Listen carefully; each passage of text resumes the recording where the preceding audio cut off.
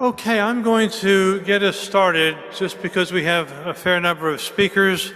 We want to give them time to make their presentations and hold time for question and answer periods. So I think we'll start. And just to encourage people in the back to come forward, just to have your solidarity with the speakers. My name is Joseph Gerson. I'm the president of the Campaign for Peace, Disarmament, and Common Security. I'm the vice president of the International Peace Bureau. I have a number of other associations, including the Committee for Sane U.S.-China Policy, and I've been privileged for a number of years to work with the planning group for the Peace and Planet International Network. I want to begin by welcoming everybody who has come here in person in this interesting time in terms of the continuing pandemic, the threats to democracy here in the United States, and the crises that we face. I want to especially appreciate the partner organizations of Peace and Planet. Especially I want to thank the Rosa Luxemburg Stiftung, a German foundation, which has just done a tremendous amount in helping to make this possible. Especially to appreciate Mariana Fernandez, who is over here, and Maria Sabel, who in her recovery from COVID is helping to carry the conference technologically online. Just to remind everybody, with the exception of people who are speaking here, masks are required in this room, and to say that, as you may have seen as you came in the door, we have, as you can see with several cameras here, filming going on, and it's difficult to make exceptions. So if you don't want to be filmed, I encourage you to sit way in the back, and that way you won't be filmed. Let me say a couple of words about what Peace and Planet is. It's an international network that was created at the Abolition 2000 Annual General Meeting in 2014. In preparation for the 2015 MPT review. We held a major international conference. We held a rally of maybe about 10 to 15,000 people, and with our Japanese partners presented millions of abolition petition signatures to the United Nations and to the MPT review conference. While making reference to those abolition petition presentations, just to note the plaque over here on the wall, which helps us to understand that this church has roots in an earlier abolition movement, the ones who abolished slavery here in the United States. So it's something I think to be honored and to, if you will, ground us in the possibility that we have. What else? Yeah, the Peace and Planet Network is obviously committed to the abolition of nuclear weapons, but it also understands the interrelationship of the forces driving nuclear arms races with racism, social economic injustice, and now the climate crisis. And we attempt to integrate our analysis and to do what we can to integrate and build unified movements, which we need if we're going to make the fundamental changes that are required to prevail in either of these areas. In speaking, I just want to do two things here. First of all, just to say in relationship to today's conference, we're in an experimental mode, right? With a hybrid conference. We haven't done this before. We're working with online technology where we have far more people online than here in the audience, and we're going to be trying to working the in-person speeches, the speeches that come in online, our breakout sessions, and so on. So I ask you to be a bit patient if we run into a little hiccup along the way. We're trying to figure this out. And also just to say, I mean, it's an extraordinary privilege on my part to be working with the people that I do. And we've pulled together really quite a remarkable set of speakers. Just to run this through very quickly, to say our speakers come from Germany, Britain, Russia, Ukraine, China, India, Japan, Australia, and the United States. And in many ways, we're facing the same dangers, but we come with different understandings. We come out of different movements, and the trick is to kind of share our information and build collaboration. There's a call, I won't go into it now, we'll do it later, but outside and online, you can find the call for this conference, and if you will, a critique of the Non-Proliferation Treaty, which we're posting and we'll be urging people to use as a way to pressure the NPT review, which begins, on Monday, to finally at least fulfill obligations that it undertook in the past, 13 obligations in 2010, and to finally move toward fulfilling the Article 6 of the NPT. We subtitled this conference, The Fierce Urgency of Now. And I just want to underline this for a moment.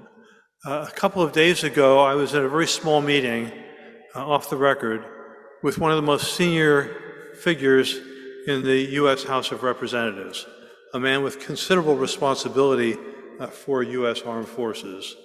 And in that conversation, on a number of occasions, he repeated that he was willing to risk nuclear war in order to ensure Ukrainian control of the south coast of Ukraine, basically the northern coast of the Black Sea.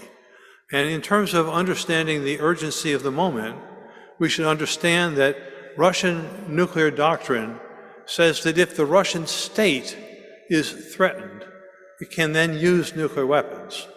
Well, I think we should appreciate that if Russian military forces find themselves in a drawn-out war that bleeds Russian power, or in the more unlikely situation that they find themselves on the verge of defeat, under those circumstances, the Russian doctrine calls for the use of nuclear weapons, tactical or otherwise. And then to appreciate that although Ukraine is not a member of NATO, U.S. nuclear doctrine states, this is on the Pentagon webpage, it states, it's the summary of what's public about the Biden nuclear posture review. It says that U.S. doctrine is to use nuclear weapons when the vital interests of the United States, its allies, and its partners are in jeopardy. So I think we need to understand just quite how serious that this moment is. Also, obviously, to appreciate that we're facing a massive climate emergency. The floods in Kentucky, of all places, should be a reminder of quite where we are. Here in the United States, we're a coastal civilization. The seas are rising, and instead of investing the money we need to preserve our cities in the future, the United States is spending something over $850 billion for its military. Social and economic justice, we're in a situation and a crisis perhaps as great as the 1850s in the run-up to the Civil War. So I think we need to understand the urgency of the moment and what this calls on us to do. There's no single answer, no single way forward. Each of us are related to groups, communities, members of Congress and otherwise, and I urge people to take action as you can. We'll be talking more about that as we go forward. I want now to introduce Andreas Gunter, who is the Executive Director of the New York office of the Rosa Luxemburg Stiftung, a German foundation, who has helped to make this conference possible. Andreas, if you come forward.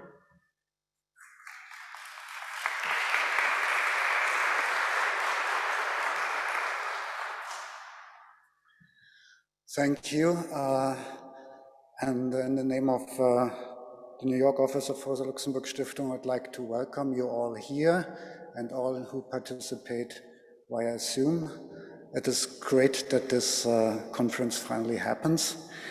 The Rosa Luxemburg Stiftung is a worldwide operating non-government organization for civic education, political research. We are based in Berlin, Germany. We are working to foster progressive thoughts worldwide, and the office in New York is the office for North America and the United Nations. And we see it as an important part of our mission to support this alliance of great people working for the abolition of nuclear wars and following up the NPT process. This meeting is long awaited as much much needed. It's long awaited because 2 years ago, and Reiner will remember, we planned for a big conference on the occasion of the NPT, the NPT review conference. Then the pandemic hit, the conference was postponed. The event went online. It was still a great event, but it's so much better to meet people in person. So again, welcome you all. But it's also much needed. While the pandemic reminded us of other threats to people's lives and exacerbated global injustice that so often becomes a source of new conflicts, while ever more catastrophes, fires, storms, floods illustrated the urgency of climate change and again exacerbated global injustice. While all this happened, now the aggression of the government of the Russian Federation against Ukraine reminded us and brought back the fear of a nuclear conflict in the world, and Joseph just elaborated on this. And it reminded us too that war was never away. We didn't talk so much about Yemen, about Syria, but war was constantly going on in the world. And so there's so much to do, and the tasks before us seem beyond what is possible to humans.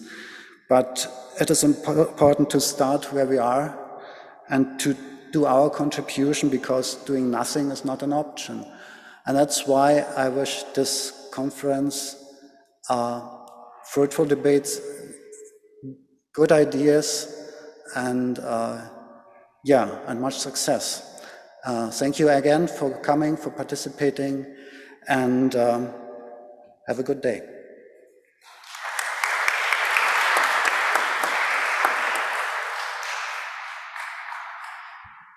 Thank you again, Andreas. Hi, everyone. I'm Emily Rubino. I'm Executive Director of Peace Action New York State.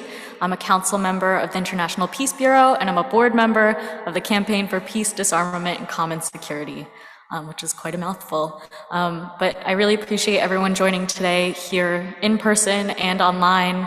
I remember back in August of 2019, 3 years ago, Joseph and I were in Japan, and he was saying, come to New York in 2020 for the NPT Review Conference. We're going to have a big world conference in New York City. It'll be great. Looking forward to seeing everyone there. And that's how we originally got roped into, or that's how I got roped into helping plan a world conference with Peace and Planet in what was supposed to be March of 2020. Very different world when we sent out that invitation.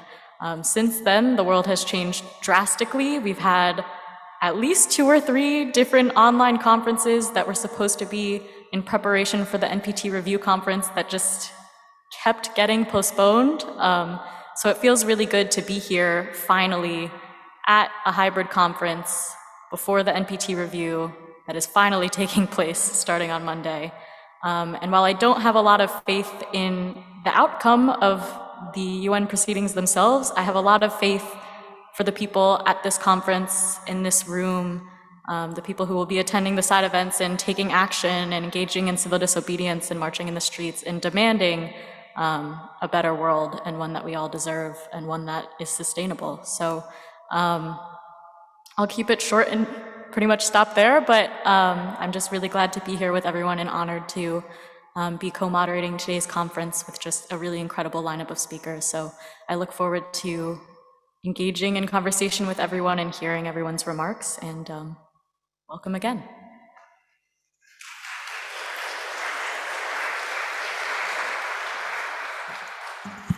Thank you, Emily and Andreas. And just to call people's attention, one of the events we did back in January as we were preparing for NPT review that we thought would be taking place earlier. We had the transcripts of that conference, which you're free to take. So this is a little bit of adventure in faith and trust.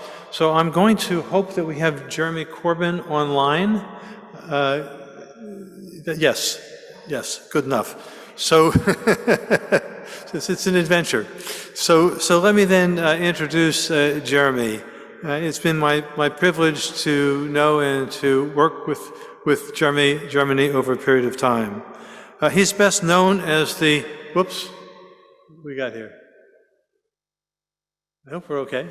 Yeah, he's best known as the politician who served as the leader of the opposition and the leader of the Labour Party in Britain between 2015 and 2020.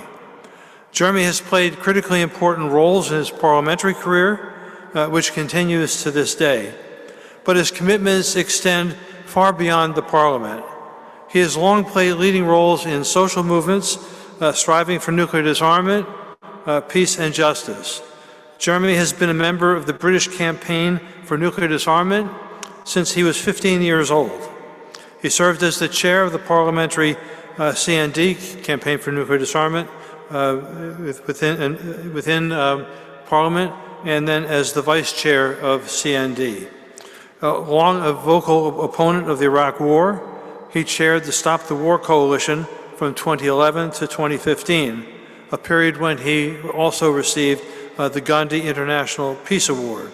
He was also awarded the Sean McBride Peace Prize in 2017. He is now the vice president of CND. Earlier, he played important roles in the anti-apartheid movement, for United Ireland, and for Palestinian statehood. With that, let me...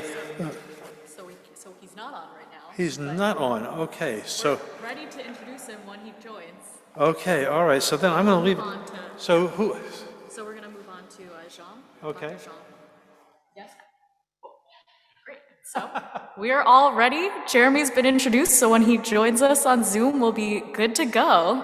But for the sake of time, we will move on and start with originally the second speaker, who I'm very honored to introduce, Dr. Zhang Tianzhao, who is an associate professor at the Development Institute at Fudan University in Shanghai. His research focuses on arms control and international security.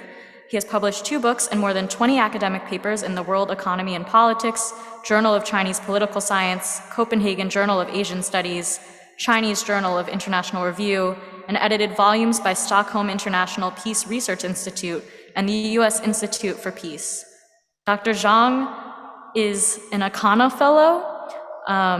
He's part of the, there's a lot of acronyms here, the CENESS-CTBT Youth Group Fellow, the NPIHP Fellow in 2016, and was a visiting scholar at George Washington University. So I believe we have Dr. Tianzhao online, so I think we can welcome. Yes, Chair, can you hear me? Yes. Yes, we can hear you. It's okay. Okay, Please proceed. great. Thank you so much, and thank you for Dr. Gerson's invitation, and thank you for Peace and Planets organizing this event. It's my great honor to join your discussion about NPT. I would like to start with my personal research and share some Chinese perspectives on the United States nuclear strategy and its impact on NPT. In recent years, the United States nuclear strategy and policies have caused some controversies. The late publication of Biden administration's nuclear posture review have also led to widespread concern in the international community about the future direction of the United States nuclear strategy. I believe that the United States at least face 5 crises on the nuclear issue. First of all, the huge nuclear arsenal of the United States was built during the Cold War, and the extended service has brought serious nuclear safety risks. In order to maintain the scale and the reliability of the United States nuclear forces, it is estimated that over $500 billion will be invested in the next decade to maintain and upgrade related weapon systems. So this makes the United States face not only nuclear safety risks, but also a serious financial crisis. And second, the United States is in a security dilemma with Russia and China at the same time, and triggering an arms race. So since the Obama administration, the United States has believed that Russia has accelerated the modernization of nuclear weapons, while the United States nuclear force has lagged behind. Therefore, in the past few years, the United States has invested huge financial support in upgrading its nuclear arsenal. In addition, the Trump administration and Biden administration have used the accusation that China expanding the scale of its nuclear weapons as an important excuse to promote the modernization of nuclear weapons and obtain more budgets. But in fact, China has always adhered to the principle of no first use of nuclear weapons since the day it possessed nuclear weapons in 1964, and has maintained a very limited number of nuclear weapons for a long time.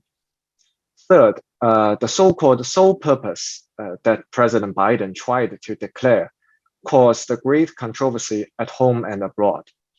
Biden said that during the presidential campaign that the only purpose of United States nuclear weapons should be to deter or retaliate nuclear strikes against the United States and its allies. And former President Obama also tried to promote a policy of no first use of nuclear weapons. However, this policy has always been criticized by the US military, the conservatives, and US allies, believing that no first use or sole purpose will weaken the credibility of the US nuclear deterrence. However, nuclear weapons' multiple purpose will only increase the probability of using nuclear weapons and the risk of nuclear war. Fourth, the relaxation of nuclear exports by the United States may destabilize the nuclear non-proliferation system. Last year, the United States decided to export nuclear submarines to Australia through the AUKUS cooperation mechanism between the United States, Britain, and Australia. This cooperation involves the transfer of weapons-grade nuclear materials, which is a serious violation of the purpose of the Non-Proliferation Treaty and may bring a chain reaction to the global non-proliferation system, leading to more nuclear proliferation. And the China Arms Control and Disarmament Association has just released a detailed report on this issue and hopes that the Biden administration can cancel this cooperation. Otherwise, in the next few years, the key allies of the United States, including Japan, South Korea, Australia, and some countries in the Middle East, are likely to obtain more weapon-grade nuclear materials, which will bring huge risks to global peace and security. Fifth, the United States military is strengthening the research and development of medium-range ballistic missiles, submarine-launched nuclear cruise missiles, tactical nuclear bombs, and other new types of strategic weapons. And these projects not only cost huge budgets, but also stimulate adversaries to accelerate the research and development of corresponding weapons and equipment, leading to an arms race. In addition, some new weapons projects face great uncertainties, which is likely to bring unexpected consequences, increasing the miscalculation of the offense-defense balance by the United States itself and its adversary, thus raising the risks of accidental nuclear war escalations. I'm not very optimistic about whether the Biden administration can adjust the above nuclear policies and resolve the nuclear crisis. From the United States domestic perspective, although Biden himself and the Democrats have always been active in arms control issues, the current economic and social problems in the United States are quite serious, and many other complicated issues occupy the political agenda of the Biden administration. In contrast, confrontation with Russia and competition with China are rare issues that can achieve bipartisan consensus. From the perspective of international factors, The Ukraine crisis makes US allies and partners more urgent and gain international to get US security guarantee. So in order to assure allies and get international leadership, I think the US government may more actively deploy nuclear weapons forward, increase nuclear exports, and reduce the threshold for the use of nuclear weapons. So I'm worried about the future of the NPT and the international arms control systems. The risks of nuclear arms race and nuclear war are rising day by day. And I hope that 5 nuclear weapon states will abide by the consensus reached at the beginning of this year. So according to the P5 statement, quote, we confirm that a nuclear war cannot be won and must never be fought. So on this basis, the United States and Russia, as the 2 countries with the largest nuclear arsenals, should achieve nuclear disarmament as soon as possible in accordance with the NPT. And the Biden administration should take declaration of sole purpose as the first step to actively promote nuclear disarmament and maintain international peace. In return, I think China should publish a nuclear strategy report, explain its nuclear policy and nuclear forces more clearly, and reduce US concerns and suspicions by increasing nuclear transparency. That's all for my sharing. Thank you.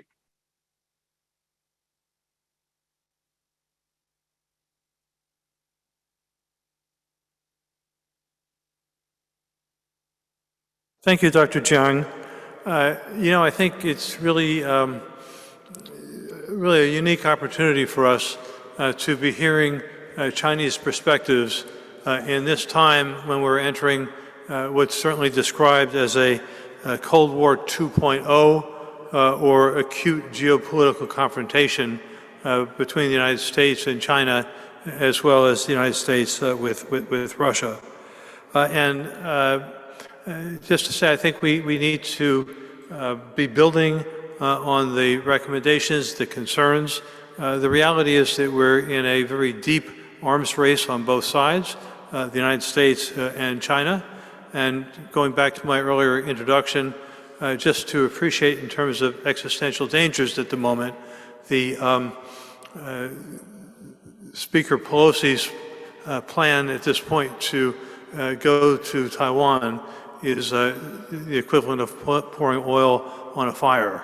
And I was glad to see an op-ed in the Times urging that she not go. The Committee for Sane China Policy has echoed that. So we have important work to do. Next, I want to introduce a good friend, a man who has demonstrated really extraordinary leadership in the European and international peace movements, Reiner Braun. Reiner is the Executive Director of the International Peace Bureau, a Nobel Peace Prize recipient organization. Since 1982, he has been actively involved in the peace movement, working initially in the office of the Krefelder Appeal against nuclear weapons in Europe. At the time here, we were deep into our nuclear weapons freeze movement. He was the Executive Director of Scientists for Peace and Sustainability for several years, beginning in 1983. He worked with the International Network of Engineers and Scientists for Global Responsibility, INES, beginning in the 1990s. He also worked with various projects related to the Einstein Year at the Max Planck Institute for History of Science in Berlin and for the Max Planck Society, and served as the International Director of the International Association of Lawyers Against Nuclear Arms in Germany and International ILANA. Reiner was the co-president of the International Peace Bureau between 2013 and 2019, before becoming the organization's executive director. He's the author of several books, including Einstein on Peace and a biography about the Peace Laureate Joseph Rotblat. Simply to say that I had the privilege of traveling with Reiner for most of the month of June, and his energy, his commitment, his strategic thinking don't seem to stop. Just very glad to welcome him from Germany.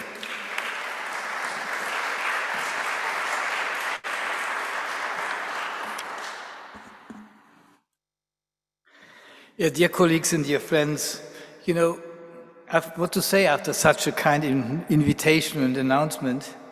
You know, I think you expect something from me. You expect from me that I'm speaking about the Ukrainian war, and I think you expect also from me that I'm speaking a little bit about Europe and the development in Europe. But let me start with two more general sentences, which is a little bit the background of what we are doing. You know, I think we all are sitting here, and some of us will go to the United Nations NPT conference next week, and no one has any hope about the results of this conference. You know, we are looking at it, but it will nothing happen. And this in a situation where the doomsday clock is 100 seconds for midnight. And the elder people in the room will remember, like me when I was a child, what's happened during the Cuban crisis. And in the Cuban crisis, the doomsday clock was 7 minutes to midnight. I think then we understand the urgency of the actual situation, and the opposite, that politically nothing happened, even we have a more confrontational politics without any positive results. And then comes the question, why? Why is this? Is no one understanding how urgent is the situation? And my answer is that I think that we all have to learn and to understand the tectonic changes of the international power structure in the world. And these tectonic changes, which countries and powers which are becoming weaker and powers which are becoming much stronger, is not under capitalistic conditions in the world peaceful. It is a fight between different power structures, and the wars which are happening now, and quite all the wars, are wars that are a part of these power structures between countries which are becoming weaker. And when I'm speaking about countries which are becoming weaker, or powers which are becoming weaker, it's mainly European Union and the United States. And I can give a lot of figures for that. GDP figures, arms trade part of the world, but even so figures that 128 of 190 countries of the world, for these countries, China is the biggest trade partner. Or the fact that 7 of the 10 big container harbors are Chinese harbors. Or that 35% of all patents are coming from China. Or, last one, that 8 times more students are leaving the natural science departments at Chinese universities than at the US. I will not speak about the other parts. There are a lot of further facts to say, but that shows that there is a new superpower which is not any longer following the rules of the old ones. Or to say it in the world, where I'm using a little bit the words of Galliano, when I'm interpreting him a little bit free, the 500 years dominance of the white man is over. And this is the background of the tremendously changes of the power structures, and these changes are not peaceful. And the Ukrainian war, like all the other wars, are a part of this fight. And you know, when we are looking to the Ukrainian war, yes, it is an illegal war of Russia against Ukraine. Russia was making an invasion in an independent country. But the war was not falling from the heaven. And a big part of the war was the preparation of this war was the NATO expansion. In 1949, NATO has 12 countries. At the end of the bloc confrontation, 16. And now, in some weeks, 32. And NATO was marching to the east. Not Russia was marching to the west. Against the Charter of Paris from 1990. Against the discussion between Bush, Clinton, and Gorbachev and Yeltsin. Against international discussions and agreements. And why they are doing this? They always want to encircle and weaken Russia. For the United States and for Europe, Russia is nothing else than a colony with a lot of resources which we want to exploit. This happened during Yeltsin. The Friedman brothers were sitting in the Kremlin. Putin kicked them out and developed a national politics, an independent politics, which was not supported by the Western countries, and all the offers of the Russian leaders to come to agreement of common security, disarmament, cooperation were ignored, and the expansion of NATO to the east continues. And then you can say, why it is so difficult, dangerous that there is an expansion to the east. Okay, then you have foreign troops at the border. Never forget that Russia or the Soviet Union have experience with foreign troops at their border. They were attacked twice in the last 200 years, maybe even 3 times. By Napoleon in the First World War and by the German fascists. And the Russian people will never forget that to beat the fascists, 27 million Russian people were dying. That is a moral aspect we never should forget, which is deep in the minds and the soils of the Russian people. So this is also a little bit, for me, the background of this Ukrainian war. And let me say something to the so-called sanctions. These are not sanctions. This is an economic war. And the brutality of this war is that not the countries which are putting it in, that the countries which want to have it are suffering by these wars. We will have in Europe, and this is now the part of Europe, we will have in Europe a social tsunami in this autumn that we never had in the past. The consequence of these sanctions means that the majority of the German people and the European people cannot pay any longer their gas and oil prices and taxes and their rents. We will have a dramatic situation of poorness in the rich countries of Europe. And not only by the people which are poor, the middle class will be tremendously affected by these consequences. So this economic war is coming back to the countries which are starting with these sanctions or with this economic war. But the most suffering will be again by the people who has nothing to do with this war, by the people living in the so-called the South. Poverty and hunger will be growing. We have, since the sanctions start, we have 160 million more people which are living under conditions of hunger, and this will growing. And it is easy to predict that we will have in the beginning of the next year 1 billion people again which are suffering from hunger. That is the reality of the sanctions. And what are the Western countries doing? They are following the line of Maywood Albright. 500,000 children of Iraq has to die that we will win. This is deeply immoral, and this reflects a little bit the behavior of these countries. What does this mean for us? This means for us, and let me say, all this happens under the conditions of the climate change, where again, these countries, which has no responsibility for the climate change, are suffering the most. These are the conditions under this, the Iraq war and all these consequences is happening. And what is the alternative? Yes, there are alternatives.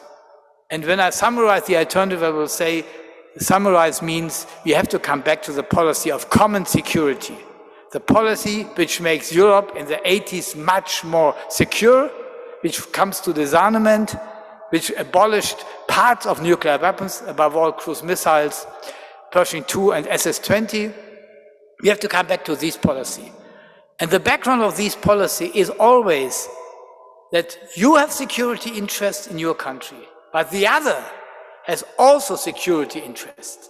And you have to balance the security interests of all sides by negotiations, by dialogue, by coming to agreements, by cooperation. The key point, what we need is to come back to a cooperation. That is the consequences of all of that. And the consequences of cooperation is not only because we need this for war and peace. We will only have disarmament agreements in an atmosphere of cooperation. We will always only have successful NPT conferences under an atmosphere of confrontation. It is much more. We will not solve the climate problem without cooperation between Russia, China, and the Western countries. So when we want to solve the global problems, including poverty and hunger, we have to come back to cooperation. And the key challenge today is how we come with the actions of the peace movement, but also with new international structures, again to a policy of cooperation. There are first signs. We have the enlargement and the strengthening of the BRICS countries. We have the redevelopment of the non-alliance movement. These are signs for cooperation. These must be deepened and enlarged, and nothing will happen without the action of the people and the peace movement and the people's movement. So the consequences for me of this terrible, horrible, violent situation is that we have to do everything to strengthen our peace movement, to come to further common actions. And hopefully one sign of this NPT conference is that we will, as peace movement, deepen our international context and come to new common activities. Thank you.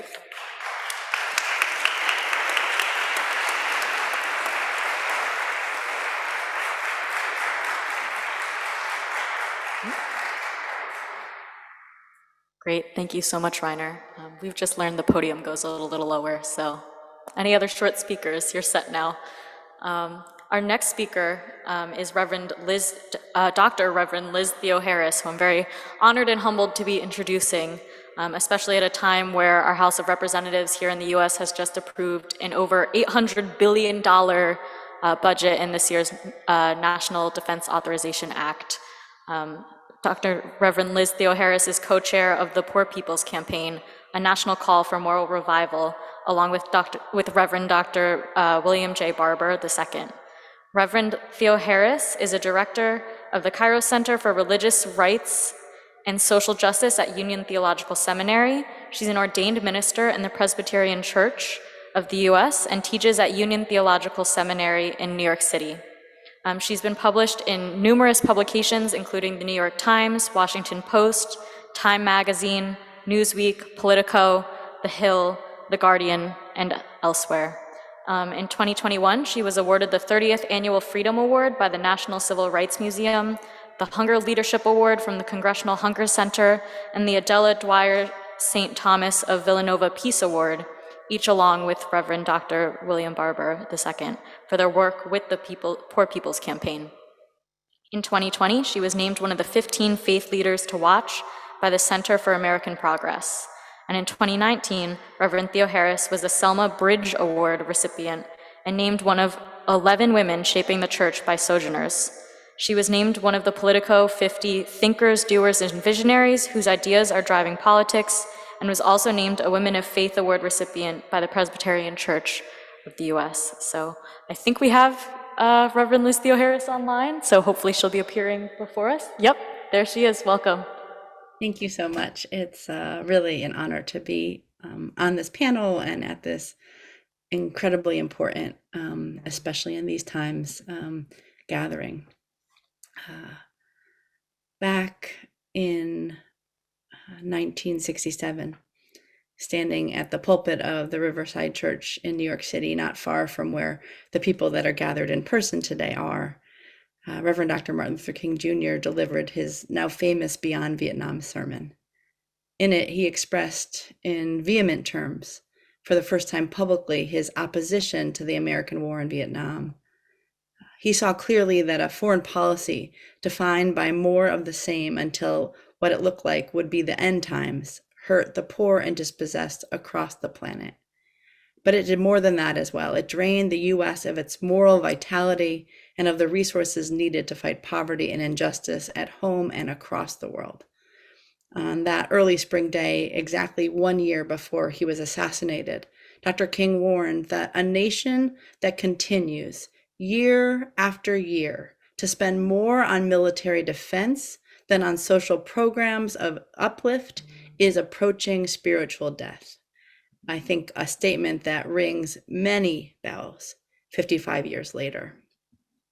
In that sermon that I'm sure people gathered are aware of, he openly wrestled with a thorny problem: how to advance nonviolent struggle among a generation whose government had delivered little but pain and empty promises.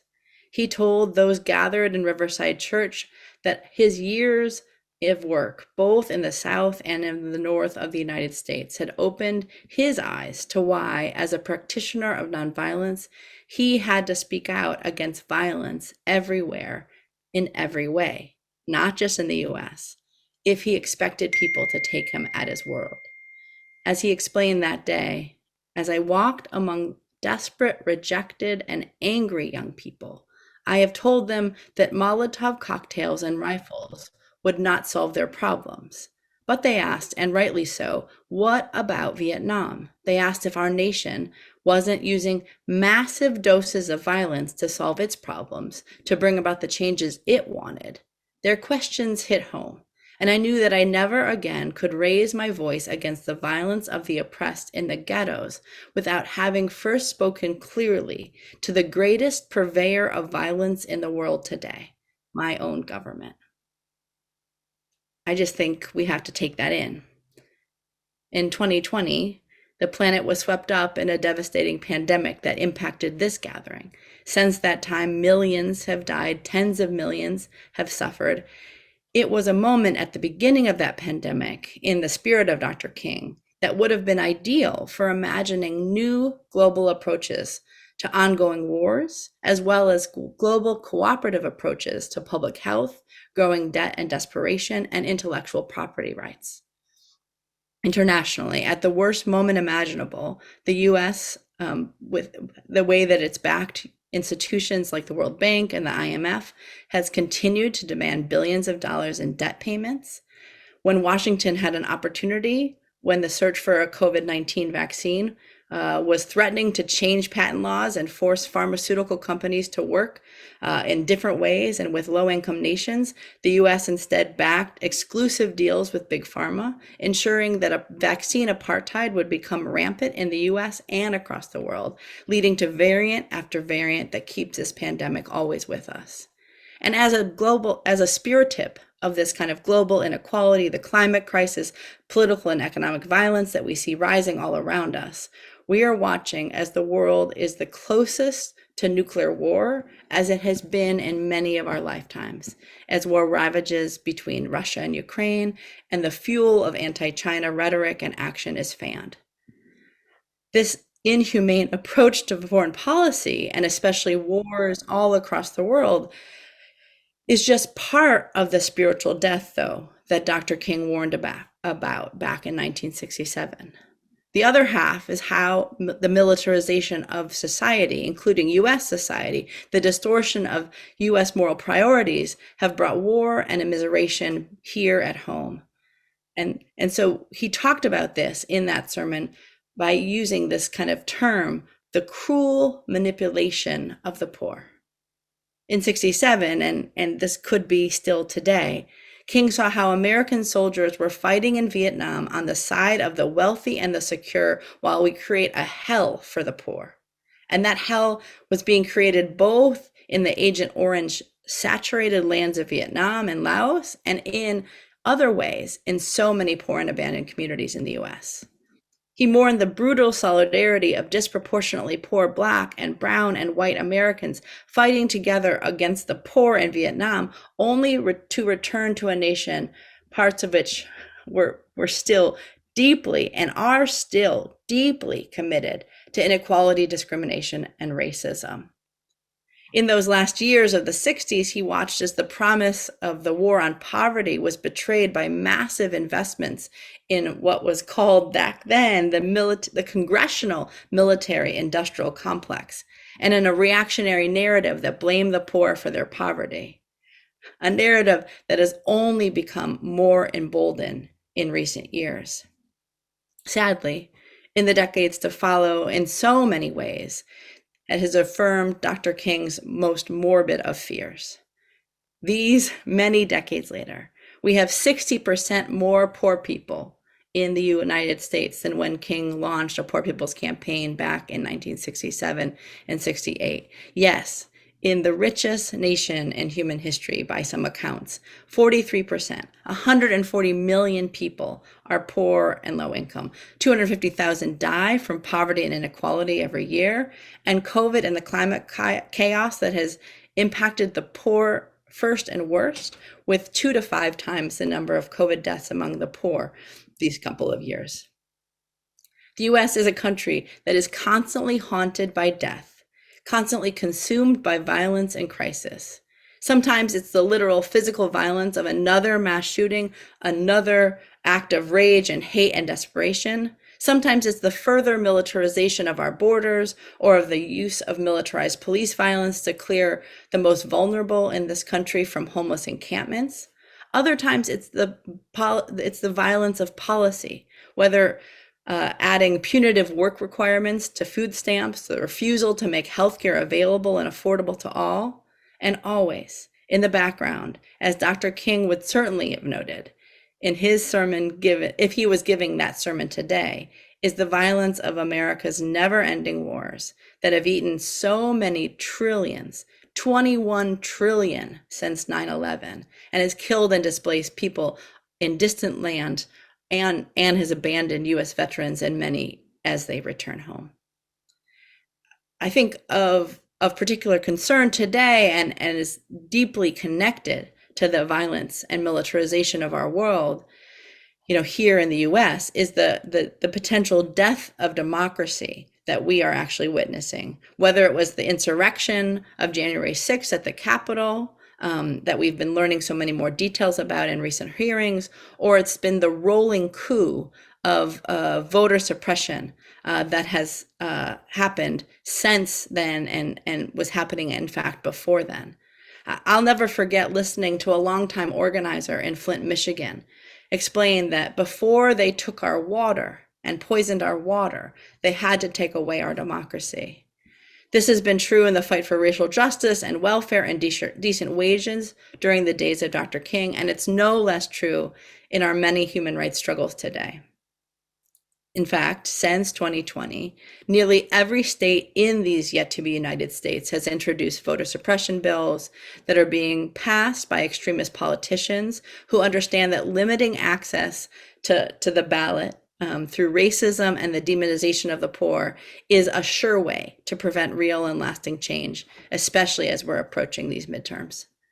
But before we lose all hope, before we think that things are just as bad as they can be and only getting worse, immediately after cautioning about the spiritual death of the nation in that classic sermon of his, Dr. King made an abrupt and a hopeful turn, reminding his audience that a moral revolution of values is urgently needed, and that the people of the United States and across the world can actually help to lead in that revolution of values. He knew, and we know today, that a transformation of society in the image of peace is going to involve a full-scale reordering of priorities, dependent on the willingness to reject a politics of death and embrace one of life, of real life. For that to happen, it means that society needs to be flipped right upside down, and that, in Dr. King's or our own time, that is a huge task, a Herculean task, one that's not likely to happen based on the goodwill of those in power, but instead the collective efforts of people committed to saving the heart and soul of the society and of this world. So I want to take this moment to consider, to suggest to everyone gathered in this gathering that this is an invitation to join a moral fusion movement, to help build and connect a Poor People's Campaign for today, a moral movement from the bottom, to build a movement of millions that are challenging systemic racism and poverty, ecological devastation, militarism, the war economy, and the false moral narrative of religious nationalism and extremism. In a world with the capacity to feed everyone, to vaccinate everyone, to cancel all debts, and to ensure the lives and livelihoods of absolutely all. The Achilles heel of a system of injustice in this world, including the Achilles heel of a system of injustice in these yet to be United States, this belly of a beast, including Dr. King's tripartite evils of racism and war and poverty, is to unite and organize those rejected by empire, people on a planet made poor and dispossessed, folks coming together, declaring that it does not have to be this way, and then building the power to study war no more, to change our war economy into a peace economy, to stop nuclear proliferation, and to work for justice. It's powerful to be with everyone today. I look forward to continued collaboration and discussion. And I know that it does not have to end here. We can build a movement. We are building many, many movements all across this world. And we're going to link up these struggles and prioritize the people and the planet, and not this militarization and death-dealing society. Thank you so much.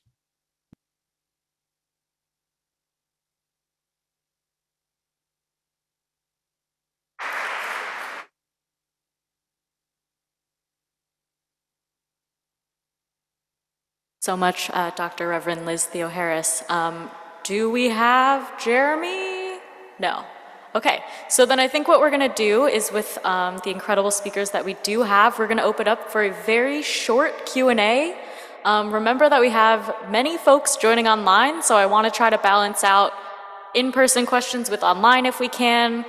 Bear with us if you're online. You can put a question in the chat. Mariana is gonna be trying to get questions to me. So a lot of different tech at work here, but if you're here in the audience and you would like to ask a question, maybe form a line through the center aisle. Just a reminder that these should be questions for the speakers or discussion points you'd like them to advance on, and not just open comments. And we'll try to keep it brief so we can fit in as many folks as we can. But if anyone is interested in it, for the sake of technology, you'll need to come up here both for the audio and so that folks online can see what's happening and that the speakers can see you as well. So if anyone is interested in an in-person one, we've got someone making their way up here.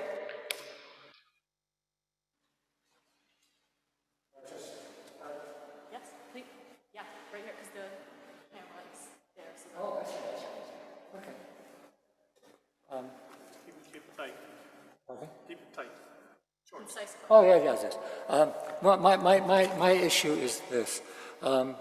With everything that's been happening in the past couple of decades, it's becoming increasingly clear that democracy does not work for working class people. There's a direct correlation between socioeconomic status and voter participation rates.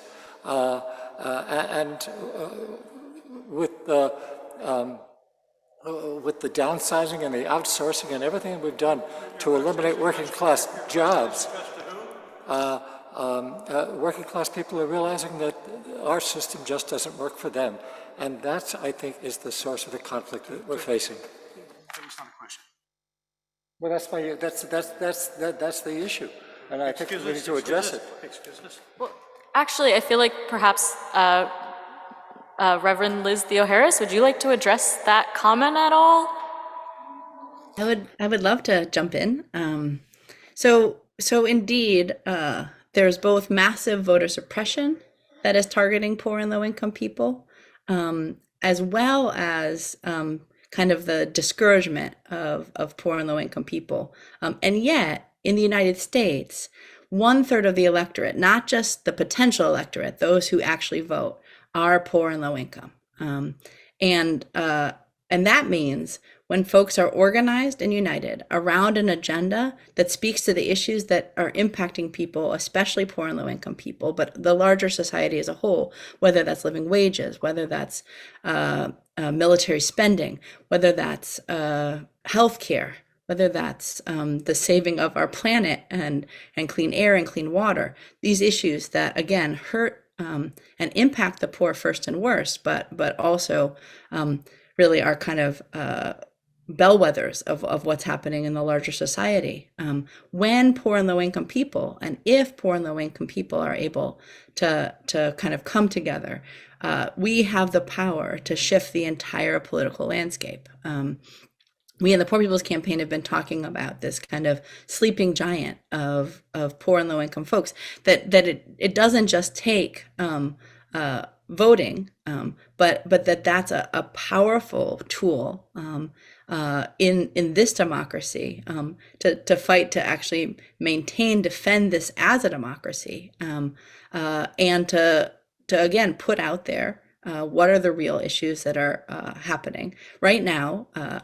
As has been said earlier in this discussion, the U.S. spends more than $800 billion, and we're getting close to more than $1 trillion a year on military spending, right? And just this money upon money upon money. 53 cents of every federal discretionary dollar spent on the military, and less than 15 cents on healthcare and living wages and anti-poverty programs combined. That part of how we shift that is that we build this powerful force, that we wake this sleeping giant, and we disrupt nonviolently systems and societies that have gotten very complacent, very used to giving the military and Wall Street everything they want, more than they want, and saying no to the people and the planet over and over again. But it doesn't have to be that way. If we look at history, change happens when the people come together and organize together. And I think, I see that happening in society today. And it's very encouraging, but we have to do a lot more of it. Great. Thank you, Reverend Liz Theo-Harris, for jumping in on that. Our next question is coming from online, from Spender Cheryl. This is a question for Professor Tian Zhao. What do regular Chinese people think about the situation in Ukraine? How much do they know about the war? Thank you, Spencer's questions. I think we at least have two very different opinions about the war in Ukraine. I think on one side, they believe that it is because NATO's expansion for the past years, NATO's the relationship between NATO and Russia, then Russia cannot tolerate further expansion of NATO. So that's how the war started. And on the other side, I think they believe that for China, that we also believe that Ukraine is a sovereign state, so no war is tolerated. I think both sides, they cannot agree with each other. So we do have very different opinions on the war in Ukraine. And I think for regular Chinese people, they have different sources on the war. And for regular people, I believe they learn more news from maybe the Russian report, as we know that Russia and Ukraine, they have very different report on the war. Thank you. Great. Thank you so much, Professor Tian Zhao, for answering that question. Our next question is also online, but if anyone in person would like to ask one, please raise your hand and we'll get you lined up. All right, if you want to just form a queue right here behind the projector, that would be great. But our next question, I think is probably directed at Reverend Liz Theo-Harris, but if any of our other panelists would like to jump in on it, please do. It's from Odile Huguenot, who asks, how does one proceed to a moral revolution?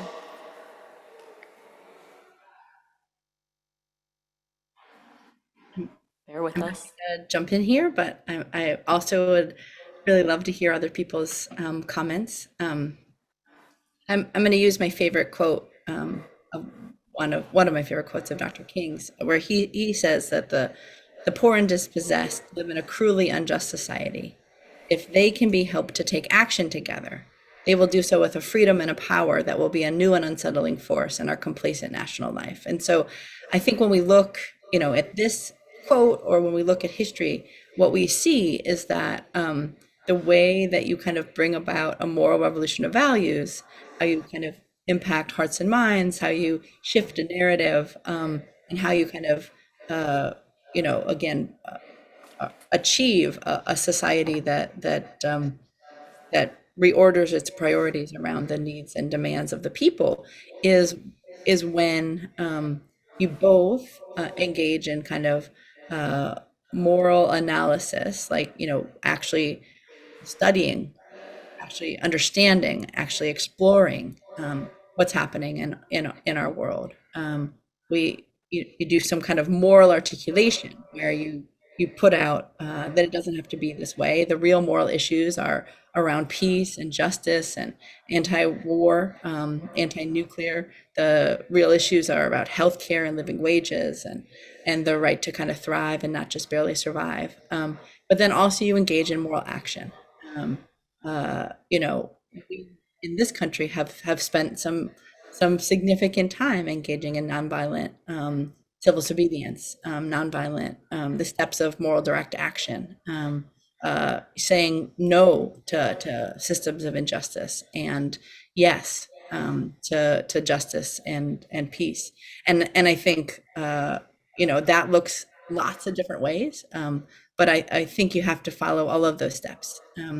And engage kind of continuously in permanently organizing our communities, and especially putting forward those who are most impacted by injustice, most impacted by war, most impacted by ecological devastation, and come forward with solutions to those problems and then build the power to make it so.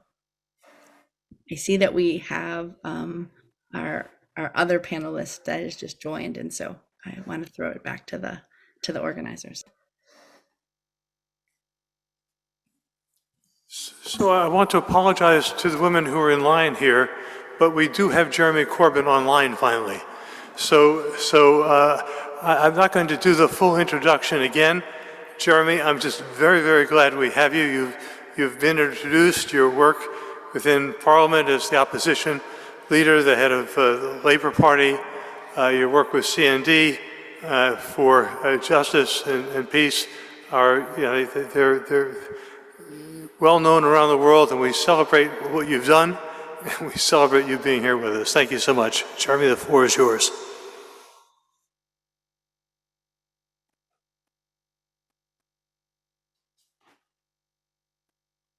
Thank you. Thank you very much for inviting me on today. I'm sorry we're a bit late coming on. I had some technical problems, and I was doing things in my own community locally, which were very important. We're on the eve of Nuclear Non-Proliferation Treaty Review Conference. We've had conferences over many years, and we've many of us been around the track on this many times. This year is very, very important. We have a war going on in the Ukraine. We have a war which nuclear weapons are in the vicinity of, and therefore there's an enormous danger of the war proliferating and spreading. So the first demand has to be for an urgent ceasefire. And whoever's going to organize or negotiate that ceasefire must get on with it very fast. The UN, unfortunately, has been very slow, if not missing completely, from the principles of getting a ceasefire in the Ukraine. And the European nations and the Organization for Security and Cooperation in Europe has not done its job either in trying to promote a ceasefire and thus the ability to negotiate a long-term settlement. I think in New York, the global groups come together through the NPT Review Conference. Isn't it time for a wider group to step in, perhaps led by African states or Latin American states, or a combination of both, who have no direct interest or participation or military involvement in the war in the Ukraine, in order to try and bring about a peace process? urgently a ceasefire is required so that we can move on from there. The implications of this war are massive around the world. But there are a number of other things that have to be said on this, and I'll just say them briefly. One is that the Ukraine war has created millions of refugees. Maybe more than 10 million people have left Ukraine and gone elsewhere. I don't know the exact figure, but it is large. And they have been, generally speaking, welcomed in all the neighboring countries where they've gone. And the hand of friendship has been extended to them, and they've been given housing, food, education, access to healthcare, and the right to work in all those states that they've gone to. And that is good, and that is how it should be. But there is an agenda here which is much less palatable. That is victims of war in Afghanistan, in Iraq, in Libya, in Syria, in Yemen, in Ethiopia and Eritrea, and many other places who have tried to get to a place of safety, to become asylum seekers fleeing from a war to get to a place of safety, have not been made welcome, have not been fed, have not been clothed, have not been given education, have not been given an opportunity to work. There is a massive lesson here for all of the European nations that somebody fleeing from war is somebody fleeing from war and equally deserves our help and our support. What's also missing is the language of peace. The world's leaders all talk the language of war. I absolutely condemn the Russian action in the invasion, but the response of not even using the language of peace, not even attempting to negotiate a ceasefire, is something that is desperately and sadly lacking from this. And in a process of rearmament around the world, we're not making the world safer, we're making it a much more dangerous place. The ramping up of arms expenditure by all NATO member states is met with an increase in arms expenditure in Russia. It's met with an increase in arms expenditure in China. We're creating all the basis for a new Cold War and the massive expenditure that that will create. And for those of us who are passionate about bringing about a nuclear-free world, let's just look at the evidence and facts at the present time. We have the declared nuclear weapon states: Britain, France, China, Russia, the United States. They are all declared nuclear weapon states, all have an obligation within the Nuclear Non-Proliferation Treaty to take steps towards disarmament and make sure their nuclear technology is not spread around the world. We have other states that we know possess nuclear weapons: North Korea, India, Pakistan, and Israel. So the urgency of turning the clock the other way towards nuclear disarmament and supporting the global nuclear arms ban is never a greater priority than it is at the present time. And I congratulate all those countries that have signed, and particularly those that have also ratified, the global ban on nuclear weapons. Sadly, the declared nuclear weapon states have not done so, and neither of the other nuclear armed countries that I have mentioned.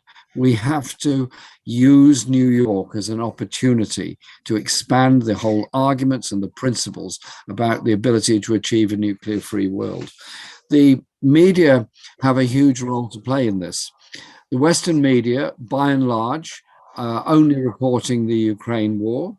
It's a huge story. I don't criticize them for reporting the Ukraine war, but they do not report the principles around the world that have been adopted by so many states of a non-nuclear future, a non-nuclear security, a non-nuclear defense policy.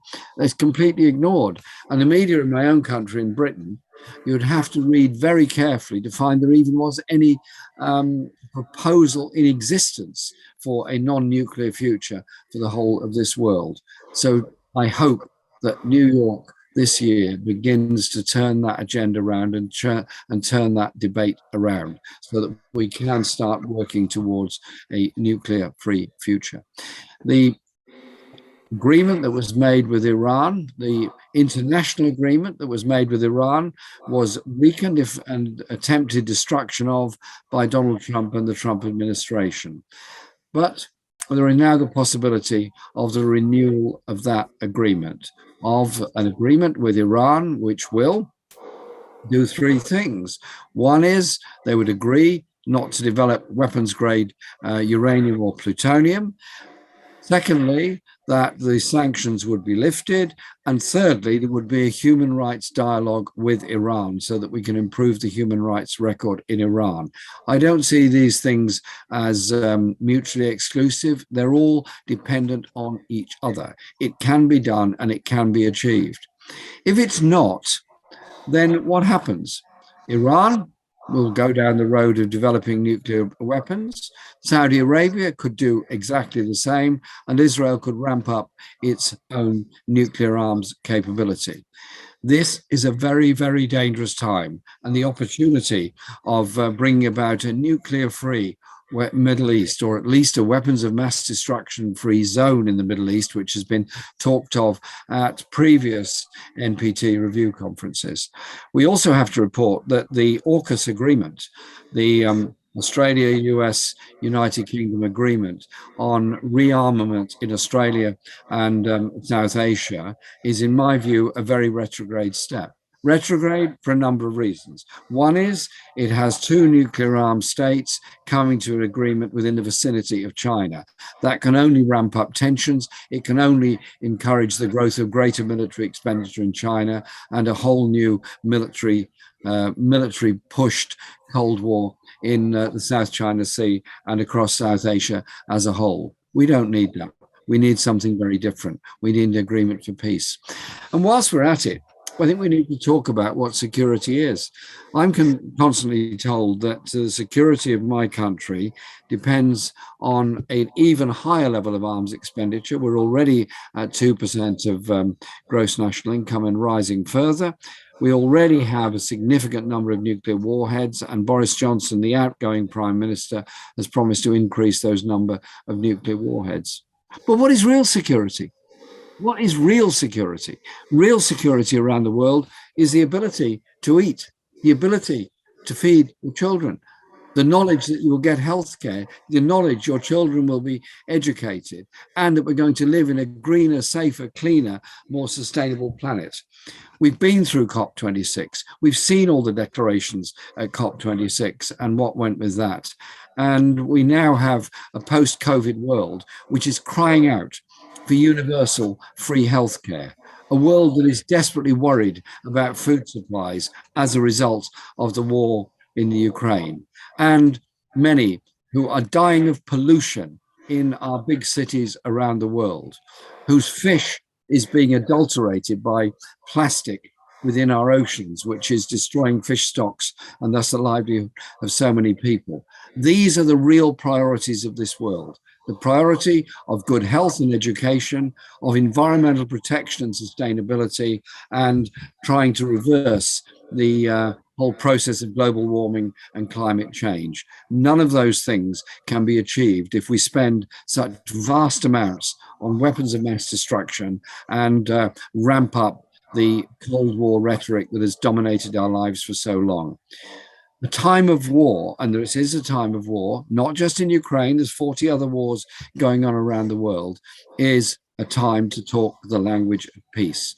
And as we come up to Hiroshima Day on August the 6th, we obviously remember the tragedy of the loss of life of hundreds of thousands of people in Hiroshima and Nagasaki. We also remember the loss of life from nuclear testing in the 50s, 60s, 70s, and the long-term pollutive effects of nuclear testing in the Pacific, in the United States, in Russia, and in so many other parts of the world. If we are serious about building a world of peace, then that security has to be the security of people to be able to lead a decent, safe, and secure life. I'll finish on this. There are 70 million people on this planet who are refugees. 70 million people without a place to call their home. 70 million people wanting to make their contribution to this world. We owe it to them to give them a place of safety and a safe haven. We owe it to them to build a world based on international law, justice, and human rights, and respect for people's living ability, environment, and all the social needs that they have. We have to use the language of peace, the language of understanding, obviously condemn invasions, condemn occupation, and bring about peace through people's own right to their own self-determination. That's what it says in the Universal Declaration. That's what it says in so many of the continental declarations that we have. And so the Nuclear Non-Proliferation Treaty Review Conference is a coming together of people from all over the world, but it's also a coming together of all of us in the peace movement around the world. We must and can and will raise our voices for a non-nuclear future. We must, can, and will raise our voices for peace around the world. And having this event today is an amazing opportunity to give a reminder of the huge responsibility on the delegations to the Nuclear Non-Proliferation Treaty, that they have it on their shoulders, and the ability to bring about that non-nuclear future for our planet. We've raised the issue in Parliament, those of us in the Nuclear Disarmament Group, demanding that our ministers represent us in this matter, and we'll be holding our own government to account on this. We can all do that in our own way all around this world. Solidarity, peace, justice, but above all, environmental and social justice to bring about peace and sustainability for our children and all the generations to come down the line. Thank you very much. And again, apologies, I was so late coming onto this call.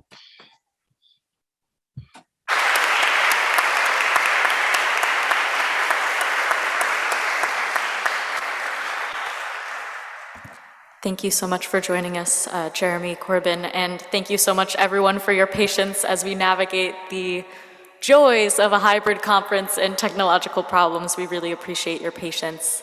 At this time, we're going to get ready to break for lunch. So that I wish we could all be together. So everyone online, please take whatever that break means for you. Get outside, maybe take a break from the screen. We'll be resuming back here at 1 p.m. sharp. If you're here in person, lunch will be served out in the garden. There are vegan options if you have dietary restrictions, and you cannot eat in this room we're in currently, in the sanctuary. No food or drink is allowed, but you can eat in the lobby, in the basement of this place, the garden area. So please feel free to go outside and enjoy and get lunch. But again, especially because we've got folks joining us online, we've got to make sure we're prompt with time. So please be back here by 1 p.m. ready to jump into panel number 2. And thanks, everyone. Thanks to all of our speakers and our first panel for such an amazing round of remarks. And great. Welcome back, everyone. If you are in person, please continue to filter in. We're getting ready to get started. It is now 1:05, so I am sorry that we are starting 5 minutes late to those folks online who have been waiting. But there was a line for the restroom, so such is the challenge of an in-person conference. But I'm very excited for us to jump right into panel number 2, which will focus on a wide range of issues, including the Ukraine war, nuclear weapons, and human needs. Our first panelist is Oleg Bodrov, who I'm very honored to have had just really wonderful conversations with and to know. Oleg Bodrov is a courageous Russian peace activist. He's the coordinator of the Northwest Russia Peace Movement. He's an engineer physicist, an environmentalist, and a member of the Council of the International Peace Bureau and chairperson of the Public Council of the South Coast of the Gulf of Finland, St. Petersburg, Russia. Oleg has long worked for peace, environmental protection, and nuclear safety. In coalition with partners from the Baltic Sea countries, he works to reduce the level of confrontation between NATO and Russia in the Baltic. Oleg is one of the organizers of the campaign for the Baltic Sea, the Sea of Peace, Peace Among People, and Environmental Protection. Oleg has given numerous reports at international anti-war conferences in Helsinki, Paris, New York, Hiroshima, and Nagasaki.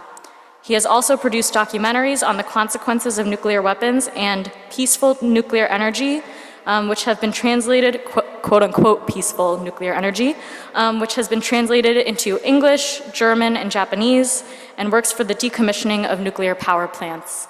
So I believe we've got Oleg with us online. Yes, and he should thank you. He's right here. Welcome, Oleg. It's great to see you. Yes, thank you, colleagues, and dear participants of the conference. Thank you to the International Network Peace and Planet for inviting and for the opportunity to talk to you from the from the shores of the Baltic Sea, 7,000 kilometers away from New York.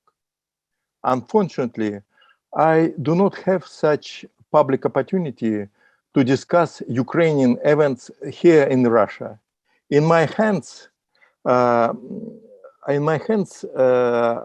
is an advertisement that I removed from the bulletin board of the city, my city. It say here, men between 20 and 60 years old are invited to sign contract to participate in a special military operation in Ukraine. Monthly salary is 130,000 rubles. It's about $2,200.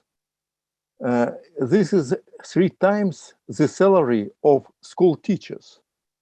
This is reality for many Russian cities in the context of the economical crisis.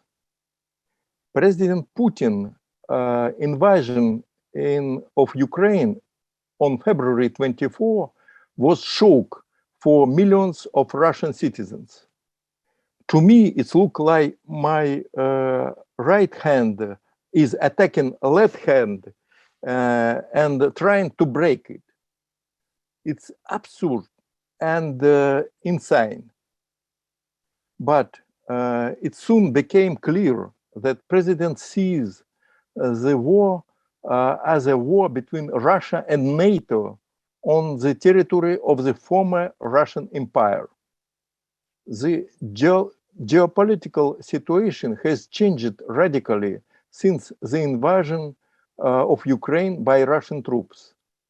In April, the Baltic Sea region peace movement, including NGO from the different countries, and thanks Yurievich will speak after me, we signed the petition and appeal the parliament and government of Finland. We asked to organize an international conference on security and cooperation in Europe in 2025. In the spirit of a similar Helsinki conference in 1975, 50 years ago, we suggested too that Finland should not join NATO until the result of this conference in 2025. But our initiative was not heard.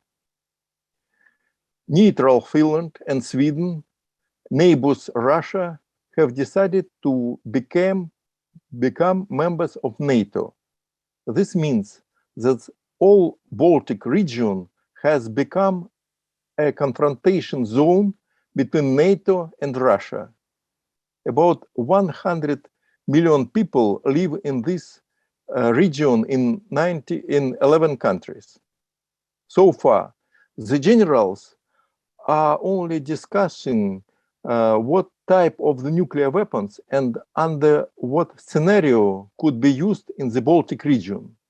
But in fact, on March 4, Russia already used a new type of nuclear weapons in Ukraine.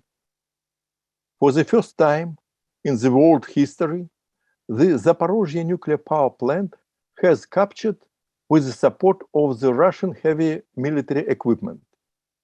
Such actions are forbidden by the Geneva Convention and International Atomic Energy Agency resolution, but this is today's reality. The Zaporozhye nuclear power plant is the largest nuclear power plant in Europe. Dozens of tons of plutonium-239 is contained in the spent nuclear fuel on the territory of this nuclear power plant. If extracted, it can be used to make several thousand bombs like those dropped on Nagasaki. But there is no need to extract this plutonium. Destroying such nuclear power plant, even with non-nuclear weapons, means detonation of dirty atomic bombs. Plutonium with a half-life time of 24,000 years and other radionuclides could contaminate many thousand square kilometers in Europe. The Zaporozhye nuclear power plant is now run by Ukrainian specialists under control of the Russian military. The International Atomic Energy Agency confirmed that it is impossible to guarantee its safety under such conditions. Zaporozhye nuclear power plant has effectively become a Russian military base that cannot be attacked because of dangers of its destruction. What happened in Ukraine means that countries that have nuclear power plants on their territory can become nuclear victims in a military conflict with the countries that do not have nuclear weapons. The main conclusions of this his story is that there are no differences between so-called military and peaceful nuclear technologies. They are all dangerous. I think it is time to think about the reform of the International Atomic Energy Agency. Now, this agency is actually a promoter of the proliferation of the nuclear weapons. Unfortunately, Russian society cannot influence the military escalation now. In the first weeks of aggression in Ukraine, more than 1,200,000 citizens of Russia signed the petition against war. Students, professors, and graduates of Russian universities spoke out against the war. In many cities, there were numerous protests in the streets. In the same time, the Kurchatov Institute in Moscow, the developer of the first Soviet atomic bomb, supported so-called special military operation in Ukraine on March 4. But within a few weeks, the situation changes radically. All Russian independent media have been shut down. Total propaganda of the war on the state TV channels. New laws have been passed that prohibit public criticism of the war, including by members of parliament. Violators must pay hefty fines or go to prison. There is no independent judiciary. The courts are politically biased. The judgments of the European Court of Human Rights are not implemented. The President of Russia has signed the decree to this effect. Facebook and some other social network are blocked.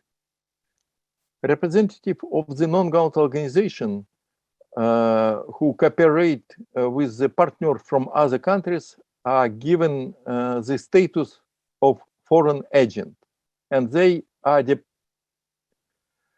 deprived of some of the civil rights provided by Russian Constitution. Dear participants of the conference, to fight effectively, peace activists should unite environmental, human rights, climate change, and other NGOs. We have a common goal to preserve our living planet. And last but not least, at present time, politicians in Russia and Western countries are forming an image of the enemy in the countries of their political opponents. They see in it an opportunity to consolidate the society inside the country. But can we in US, Ukraine, Russia, and other countries be enemies?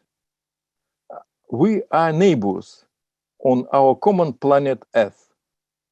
Let's us hold hands and act together for the health of our living planet. Thank you so much.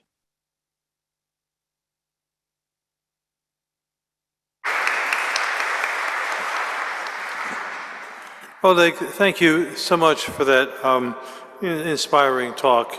And just to appreciate, I've been privileged to know Oleg for some time, and to appreciate the man's courage, right? To be very clear for any intelligence agencies that are listening, Oleg is not a foreign agent of any country, but a courageous man. You know, the day after the Russian invasion, he was putting out to the world news about the petition, which not only opposed the war and the Russian invasion, but said those responsible for it should be held criminally accountable as war criminals. So just to appreciate his courage, and Oleg, to wish you continued safety. We are in a really unique situation here.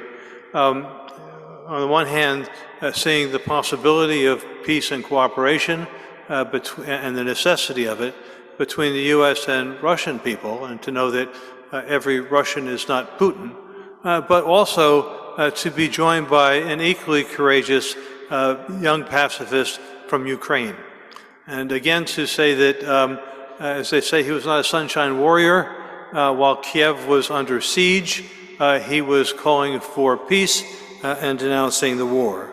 Yuri Shelezyenko is the executive secretary of the Ukrainian pacifist movement and a board member of the European Bureau for Conscientious Objection.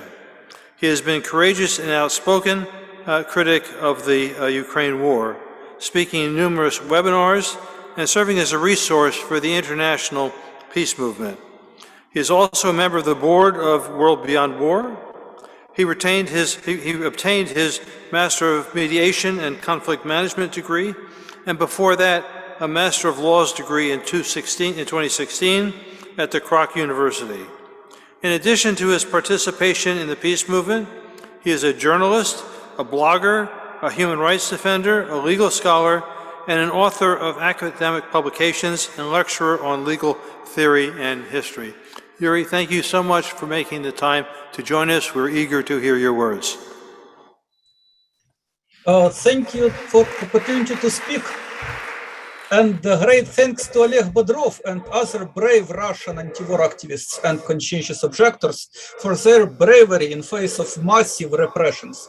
And indeed, this dangerous situation at Zaporizhzhia nuclear power plant, turned by Russian occupiers into military base and recklessly attacked by Ukrainian killer drones, shows that we need ceasefire as soon as possible.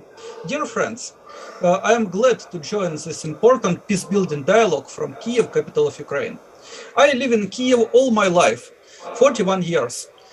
Russian shelling of my city this year was the worst experience. In the terrible days when air raid sirens howled like mad dogs and my home shook on trembling land, in moments of shiver after distant explosions and swishing missiles in the sky, I thought, thank God it is not a nuclear war. My city will not be destroyed in seconds and my people will not be turned into dust. Thank God Ukraine learned a lesson of Chernobyl and got rid of Soviet nukes in 1990s, because if we kept them, we should have new Hiroshima and Nagasaki in Europe, in Ukraine. Mere fact that other side has nuclear weapons unfortunately can't deter militant nationalists from waging their irrational wars, as we see in the case of India and Pakistan. And great powers are relentless. We know from the classified 1945 memorandum on atomic bomb production of War Department in Washington that United States planned to drop A-bombs on tens of Soviet cities. In particular, 6 atomic bombs were assigned for total destruction of my Kiev. who knows whether Russia have similar plans today? You could expect anything after Putin's order to increase the readiness of Russian nuclear forces, condemned in the resolution of United Nations General Assembly of 2nd March aggression against Ukraine. But I know for sure that President of Ukraine, Volodymyr Zelensky, was not right when in his infamous speech at Munich Security Conference, he suggested that nuclear capability is better security guarantee than international agreements, and even Zelensky dared to place in doubt non-proliferation commitments of Ukraine. It was provoking and unwise speech 5 days before full-scale Russian invasion, and it poured oil on the fire of escalating conflict along with lethal increase in ceasefire violations in Donbass, concentration of Russia's and NATO's armed forces around Ukraine, and threatening nuclear exercises on both sides. I am very disappointed that the leader of my country seriously believes or was led to believe in warheads more than in words.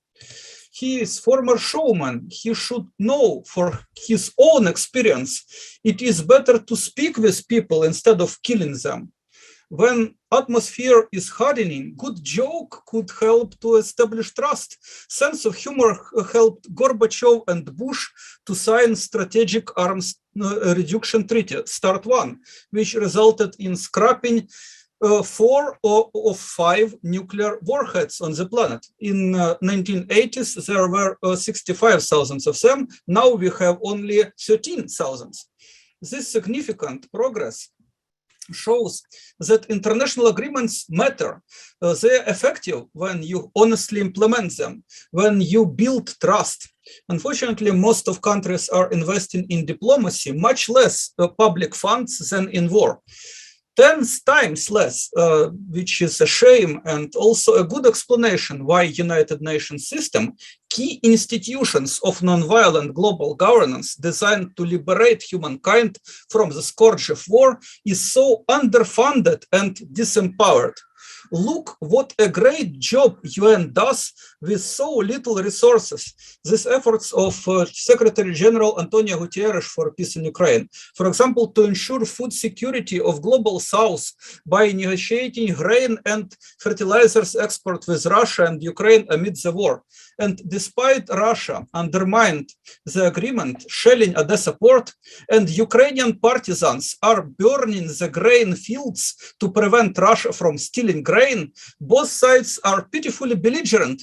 This agreement still shows that diplomacy is more effective than violence, and it is always better to talk instead of killing. Trying to explain why so-called defense has 12 times more money than diplomacy in the United States, Ambassador and decorated officers Charles Ray wrote, I quote, "Military operations will always be more expensive than diplomatic activities. That's just the nature of beast." End of quote. He didn't ever consider the possibility of replacing some military operations with peace-building efforts. In other words, to behave more like a good person rather than a beast. From the end of the Cold War till today, total annual military expenditure of the world rose almost twice, from $1 trillion to $2 trillion. And since we invested so obscenely lot into war, we should not be wondered that what we get, what we paid for, we get the war of all against all, tens of current wars throughout the world. Because of this blasphemously gigantic investments into war, we gathered now in this church, in the country which spends more than others on national security. Our security too scares us to pray. Dear God, please save us from nuclear apocalypse. Dear God, please save our souls from our own stupidity. But ask yourself how we ended here. Why we have no optimism about non-proliferation treaty review conference, which will begin the 1st August. And we know that instead of promised disarmament, the conference is going to be turned into shameless blame game, seeking deceptive justifications for a new nuclear arms race. Why the military, industrial, media, think tank, partisans, gangsters on both sides expect us to be scared by fictional enemy images, to worship cheap, bloodthirsty heroism of warmongers, to deprive our families of food, housing, healthcare, education, and green environment, to risk extinction of humans by climate change or nuclear war, to sacrifice our welfare for making more warheads, which will be scrapped after several decades, but will enrich someone. Nuclear arsenals don't guarantee any security. If they guarantee anything, it is only existential threat to all life on our planet. And current nuclear arms race is clear contempt to common security of all people on Earth, as well as common sense. It is not about security. It is about unfair power and profits. And are we small kids to believe in these fairy tales of Russian propaganda about hegemonic Western empire of lies, and in these fairy tales of Western propaganda about few crazy dictators alone disrupting world order? I refuse to have enemies. I refuse to believe in Russian nuclear threat or in nuclear threat of NATO, because not the enemy is the problem. Whole system of perpetual war is the problem. We should not modernize nuclear arsenals, this hopeless, archaic nightmare. We should modernize instead our economies and political systems to get rid of nukes, along with all armies and militarized borders, walls and barbed wire, and propaganda of international hatred that divide us. Because I will not feel safe before all warheads will be trashed and all professional killers learn more peaceful professions. Treaty on the prohibition of nuclear weapons is a step in the right direction. But we see that owners of doomsday machines are refusing to recognize the ban of nukes as the new norm of international law. Consider their shameless explanations. Russian officials say that national security is more important than humanitarian considerations. What do they think nation is, if not humans? Perhaps a virus colony? And in the United States, officials say that nuclear ban doesn't allow Uncle Sam to lead a global alliance of democracies. Maybe they should think twice how comfortable people of the world feel under a leadership of demigod old goatee, salesmen of several private tyrannies, corporations of arms industry, mounting of the atomic bomb instead of white horse and falling in halo of glory into the abyss of planetary suicide. When Russia and China mirror American hubris, at the same time trying to show much more reasonable self-restraint than Uncle Sam, it should make American exceptionalists think what a bad example they pose to the world and stop to pretend that their violent militarism have anything to do with democracy. Genuine democracy is not a formal election of sheriff every several years, or president, or parliament. It is everyday dialogue, decision-making, and peaceful work on creation of common good without hurting anyone. Genuine democracy is not compatible with militarism and can't be driven by violence. There is no democracy where delusional power of nuclear weapons is valued more than human lives. It is clear that war machine went out of democratic control when we started to stockpile nukes to scare others to death instead of build trust and well-being. People lost the power because most of them have no idea what is behind these things in which they were taught to trust. Sovereignty, security, nation, law and order, and so on. But all of it have concrete political and economic sense, scientific sense. This sense could be distorted by greed for power and money and could be refined from such distortions. Reality of interdependence of all societies make experts and decision makers to make such refinements, admitting that we have one world market and all its intertwined markets can't be alienated and divided into two rival markets of East and West, like current unrealistic economics warfare attempts. We have this one world market, and it needs and it supplies world governance. No delusions of militant radioactive sovereignty could change this reality. Markets are more resilient to manipulations by systemic violence than populations in whole, because markets are full of skilled organizers. It would be great to have some of them join peace movement and help peace-loving people to self-organize. We need practical knowledge and effective self-organization to build non-violent world. We should organize and fund peace movement better than militarism is organized and financed. Militaries use ignorance and disorganization of the people to subordinate governments to their ambitions and whims, to present war falsely as inevitable, necessary, just, and beneficial. You could read rebuttal of all these myths at the website worldbeyondwar.org. Militaries corrupt leaders and professionals, making them bolts and nuts of war machine. Militaries poison our education and media, advertising war and nuclear weapons. And I am sure that Soviet militarism inherited by Russia and Ukraine in forms of military patriotic upbringing and compulsory military service is the main cause of current war. When Ukrainian pacifists call to abolish conscription and prohibit it by the international law, or at least fully guarantee human right to conscientious objection to military service, which is violated all the time in Ukraine, objectors are sentenced to 3 and more years of prison. Men are not allowed to travel abroad. Such path of liberation from militarism is necessary to abolish the war before the war abolishes us. Abolition of nuclear weapons is a big change urgently needed, and we need big peace movement to achieve this goal.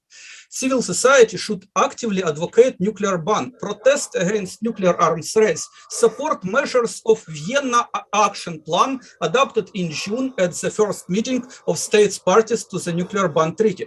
We need to advocate universal ceasefire in all 10 of current wars throughout the world, including the war in Ukraine. Yuri, can you wrap up, please? We're over time. Okay,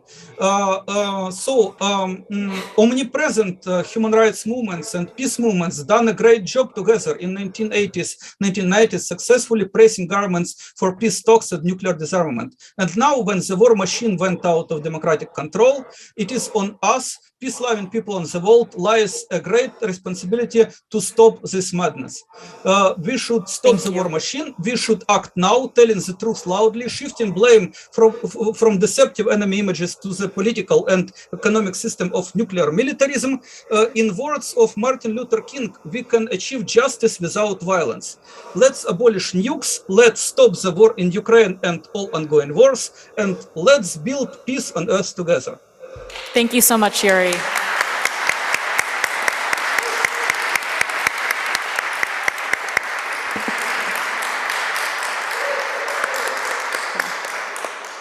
Thank you again so much, Yuri, for that impassioned speech. Being a pacifist, working for diplomacy, that's what really takes a lot of work and courage, and I am always in awe of all of your courage and energy and so much solidarity with you. Our next speaker is Jackie or Jacqueline Cabasso, who's joining us in person. She's Executive Director of Western States Legal Foundation, where she has worked since 1984. Not that old. She is the North American representative for Mayors for Peace, and as Western States Legal Foundation's principal organizer, she is responsible for community education, media, and networking. Jackie frequently writes and speaks at public hearings, conferences like this one, and rallies, and she is a leading voice for nuclear weapons abolition, speaking at events across North America, Europe, and Asia. In her home region of Northern California, Jackie chairs the coordinating committee of the People's Nonviolent Response Coalition. At the national level, she convenes the Nuclear Disarmament / Redefining Security Working Group of United for Peace and Justice. Since 1994, Jackie has represented Western States Legal Foundations at negotiating and review sessions of the Comprehensive Test Ban Treaty and the Nuclear Non-Proliferation Treaty. In 1995, she co-founded the Abolition 2000 Global Network to Eliminate Nuclear Weapons, which has grown to include more than 2,000 organizations in 90 countries. And she continues to serve on its International Coordinating Committee. She has written and co-authored numerous articles for publications, including the Bulletin of the Atomic Scientists and the Journal of Social Justice. So welcome, Jackie.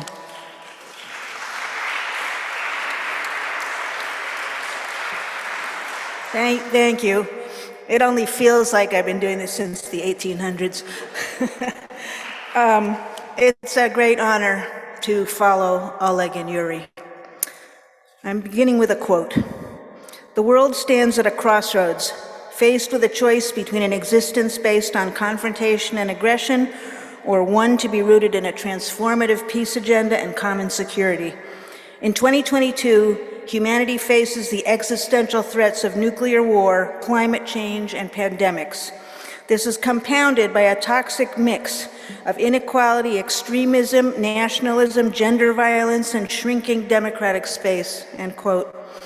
Thus begins a report, Common Security 2022, published by the Olof Palme International Center, International Peace Bureau, and International Trade Union Confederation.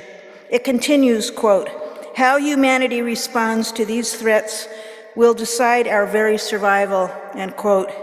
Humanity must include all of us, from all walks of life, wherever we live. We cannot leave our future survival to governments. To assume our responsibility as non-state actors, I think we need to return to the basic concepts of nonviolence and human security. We need to, at least in part, get out of the short-term, perpetually reactive mode and make space to think together about new ways to organize for the future. In 1946, Albert Einstein reportedly sent a fundraising appeal to prominent Americans asking for contributions, quote, to let the people know that a new type of thinking is essential, quote, in the atomic age. Einstein's telegram included his prophetic warning, the unleashed power of the atom has changed everything save our modes of thinking, and we thus drift towards unparalleled catastrophe, end quote. From this and other statements, the new thinking Einstein was calling for was to abandon competition in preparation for war and to focus instead on cooperation and the peaceful resolution of conflicts. It was good advice then, and now more timely than ever. The factors leading to the Ukraine war are exceptionally complex, with roots going back decades in some cases and hundreds of years in others.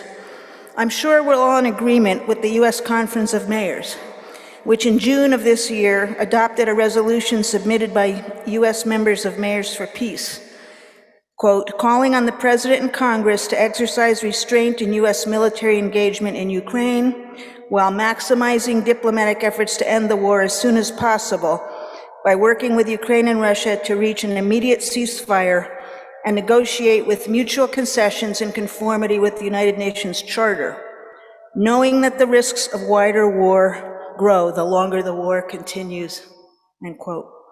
But it's very difficult to know what we can do to make this happen, and I have no ready answers for the short term. In times of great crisis, there are often calls for new thinking.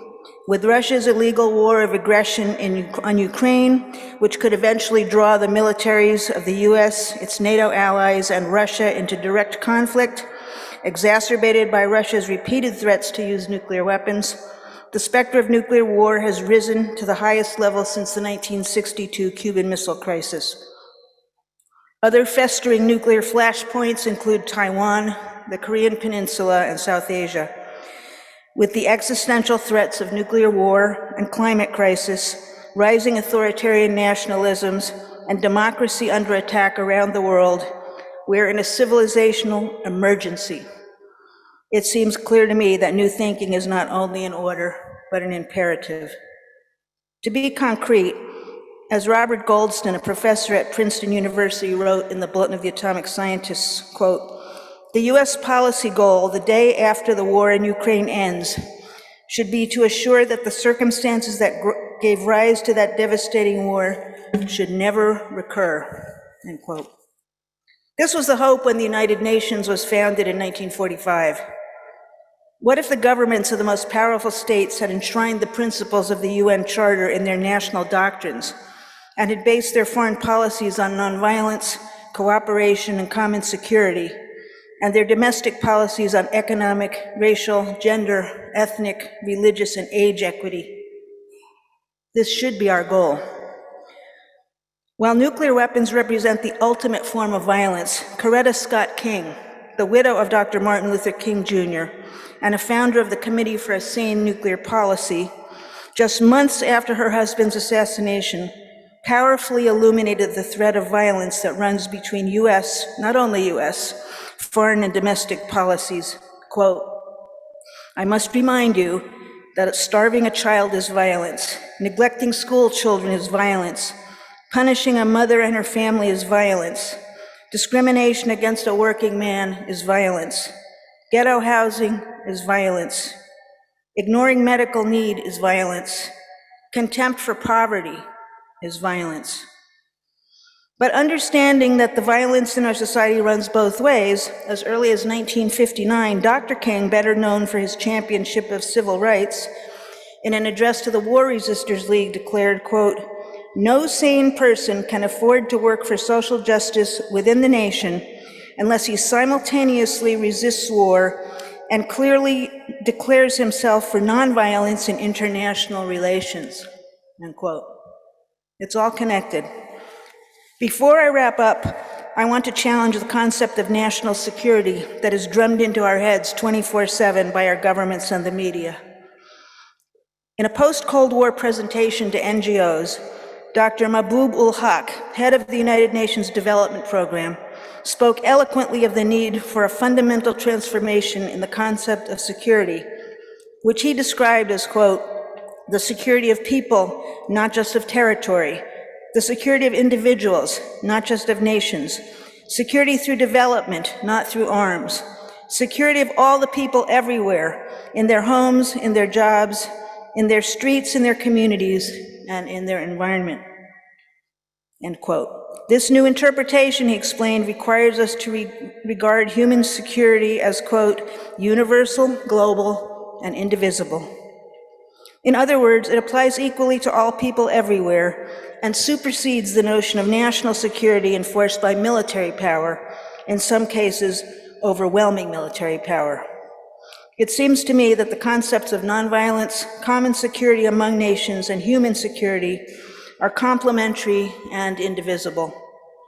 Exactly 1 year before his tragic assassination in 1968, Dr. Martin Luther King Jr. declared, quote, "I'm convinced that if we are to get on the right side of the world revolution, we as a nation must undergo a radical revolution of values. We must rapidly begin the shift from a thing-oriented society to a person-oriented society, when machines and computers, profit motives and property rights are considered more important than people. The giant triplets of racism, extreme materialism, and militarism are incapable of being conquered." As you heard from Reverend Theo Harris, the Poor People's Campaign, a national call for moral revival, has picked up Dr. King's unfinished work, weaving the interlocking injustices of systemic racism, systemic poverty, environmental devastation, militarism and the war economy, and a distorted moral narrative of Christian nationalism into one moral fusion campaign. Centered on the needs of the most directly impacted people, the Poor People's Campaign moral budget calls for cutting U.S. military spending by half, including by closing 60% of U.S. foreign military bases, ending the wars in Iraq, Afghanistan, Syria, Yemen, and elsewhere, and dismantling and eliminating nuclear weapons. I want to offer a cautionary word on the war economy. Militarism and the military budget are about more than just military spending and guns versus butter. We also need to pay attention to the purposes and interests that militarism serve, and how perpetual war preparations underscore a culture of violence that runs from the top to the bottom of our society. All of this leads me to the conclusion that we need to somehow build a powerful international peace and justice movement for the long term. Let's work together to understand the common causes of our multifaceted crises as we work with the Poor People's Campaign and others to build the massive multi-generational, multiracial, moral fusion movement we will need to overcome systemic state violence and build a peaceful, just, sustainable, and inclusive world. The Poor People's Campaign co-chairs, Bishop William Barbie II and Reverend Lucio Harris, issued a visionary challenge to us all in a February 25th statement on Russia's attack on Ukraine. Quote, "With the invoking of nuclear weapons, this reckless attack could lead to global disaster. There is, however, a possible alternative to such disaster that comes out of the Gandhian nonviolent tradition.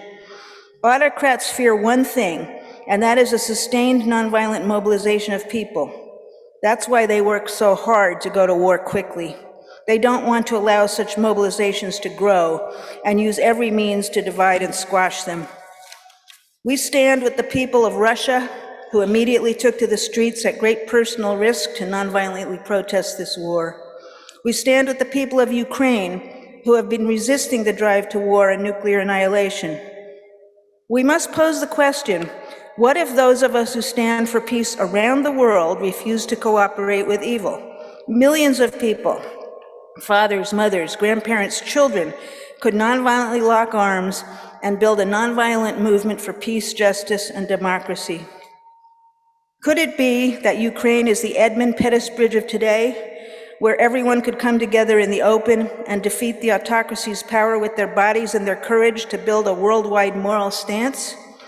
The movement for Indian independence and national liberation broke the back of the British Empire by doing that. Other movements have done the same throughout history. We call forward that spirit again today. Indeed, the entire world must stand against this war and the danger that it poses to escalate into nuclear violence and annihilation of existence. As Dr. King said, our choice in the face of nuclear war is not between violence and nonviolence, but rather between nonviolence and non-existence. We must choose peace, love, justice, and life. As Gandhi observed, the moral to be legitimately drawn from the supreme tragedy of the bomb is that it will not be destroyed by counter-bombs, even as violence cannot be by counter-violence. Mankind has to get out of violence only through nonviolence. Hatred can be overcome only by love. Counter-hatred only increases the surface as well as the depth of hatred. And he explained how social transformation will come from the bottom up. Quote, "We have to make truth and nonviolence not matters for mere individual practice, but for practice by groups and communities and nations. Before general disarmament commences, some nation will have to dare to disarm herself and take large risks. The level of nonviolence in that nation, if that event happily comes to pass, will naturally have risen so high as to command universal respect. Her judgment will be unerring, her decisions firm, her capacity for heroic self-sacrifice will be great, and she will want to live as much for other nations as for herself," end quote. In a society that is dominated by violence at every level, I submit that nonviolence is hope, because nonviolence embodies the belief that change is possible. Thank you.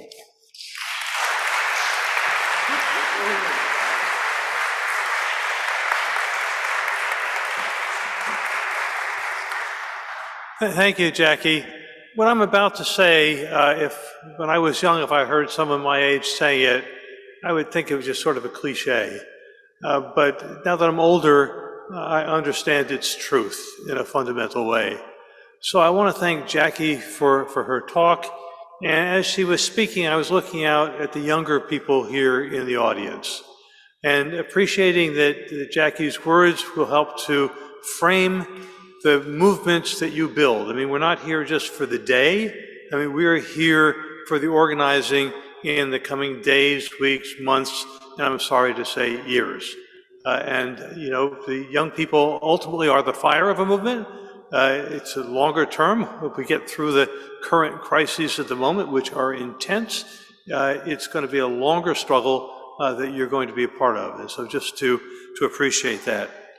I'm now privileged to introduce a man with a rather historic name and whose role leaves much of us in a sense of awe. Owen Tudor is the Deputy General Secretary of the 200 million strong International Trade Union Confederation. It has organizations and unions in more than 60 countries. He is based in Brussels, where he leads trade union and peace and disarmament work, and the Pan-European region, among other responsibilities. He was elected in 2018 after 34 years at the Trade Unions Congress in Britain, laterally the head of the European and International Affairs. He helped to run the Common Security Commission that, as we heard earlier, issued its report in April, and he's involved in running Nuclear-Free Europe. Owen, we're privileged to have you with us, and we look forward to hearing your remarks.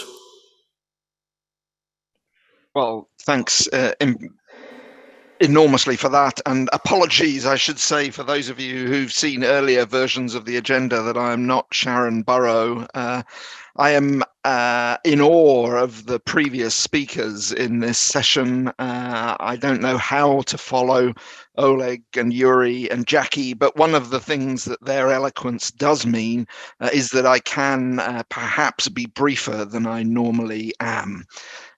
Jackie was kind enough to speak about to read out the opening words of the report that the International Trade Union Confederation, together with the International Peace Bureau and the Olof Palme International Center, launched in April for our shared future. And that report drew attention to the existential threats, as she said, of climate crisis, nuclear tensions and pandemics, as well as growing inequality of wealth, of gender, and all sorts of other inequalities, and the problems of failed multilateralism and increasing authoritarianism, which make a lot of our jobs in the peace movement a lot more difficult. It advocated some examples, and they're only supposed to be examples, of the steps forward that we could take, grouped under a stronger global architecture for peace, because we need institutions to make peace happen, a new peace dividend for disarmament and development, and we didn't just mean cash, we also meant a dividend of skills and life experiences that are currently being blocked by the nuclear weapons industry, and a revitalized nuclear arms control and disarmament process, including the control of new technologies on the battlefields and outer space weapons. Many of the specific proposals are practical and vital. They set out some of the key things we could actually do that would take us forward. So we need a revitalized nuclear non-proliferation treaty that'll be discussed this month in New York. We need to promote the treaty on the prohibition of nuclear weapons that was discussed in June in Vienna.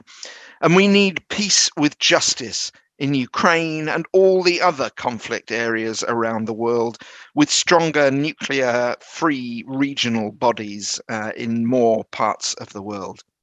We need, and this goes specifically to the interests of the trade union movement, a new social contract based on the ILO's mandate established after World War I in 1919, that there can be no lasting peace without social justice.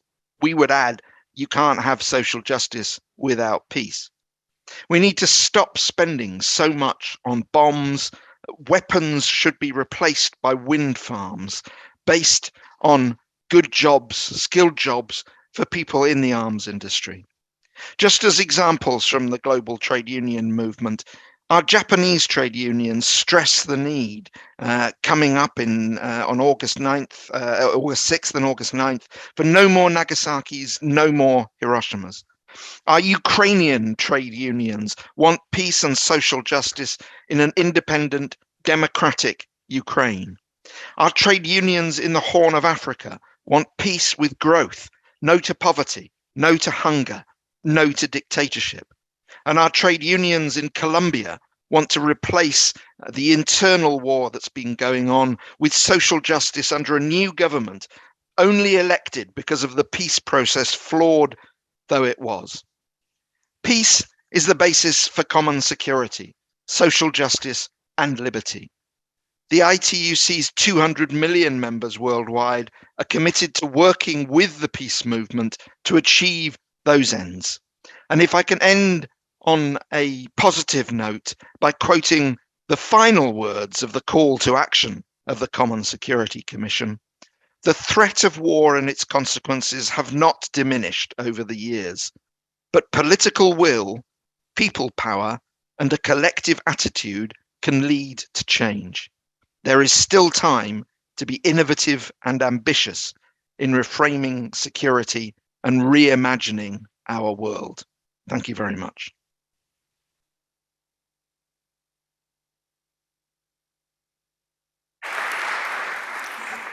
Owen, thank you. You know, I think in many ways you personify the unity of vision and will. And that is what is most important to all of us as we go forward. We now have actually a serious piece of time for a Q&A session. And if Reiner Braun is still in the room, I'd like him to come forward as well. He was not available he was helping us get to Jeremy Corbyn in the last session. So if you want to ask a question in person, we actually now have a microphone. We're improving in our technological abilities. So you can come up and line up over here. And additionally, with the help of Mariana Fernandez here, we'll be monitoring questions that come in online, and I'll be repeating them. I see that we have a nuclear missile here in front of us, and perhaps the missile has something to say.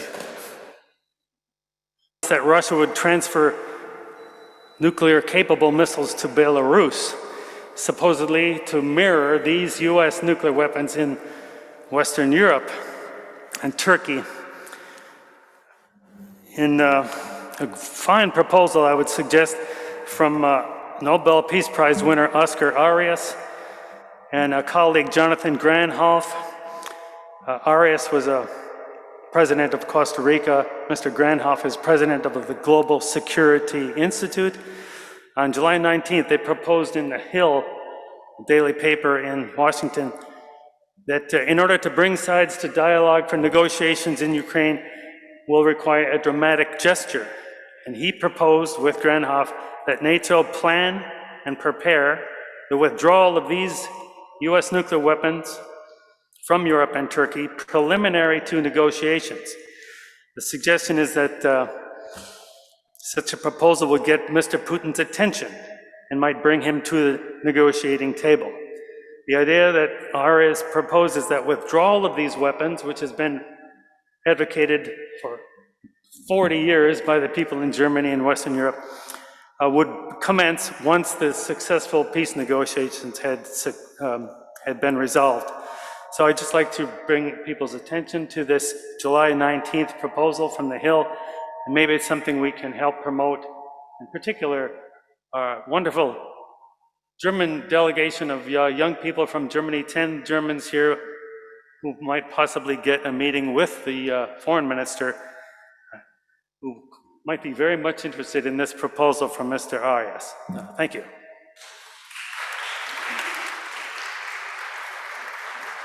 Thank you, John. I mean, the most important work on this obviously has to be done here, but also to say that on April the 3rd, there's going to be a side event in the United Nations focused on these U.S.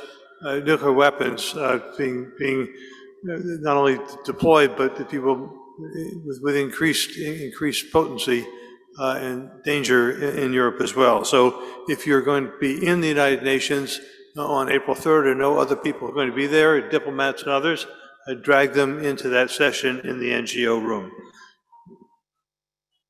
Sorry? August. Oh, yes, August. Yes, excuse me. Anyhow, so do we have more questions here in the room, or do we have them online? Hello, everybody. My name is Patrick. I'm from the Peace Workshop Mutlangen. So it's a peace organization in Germany. And my question concerning the topic of the conflict between, the West, NATO, and Russia, which is not only Russia. We have if you have the G7 on one side, we also have the other organizations. We have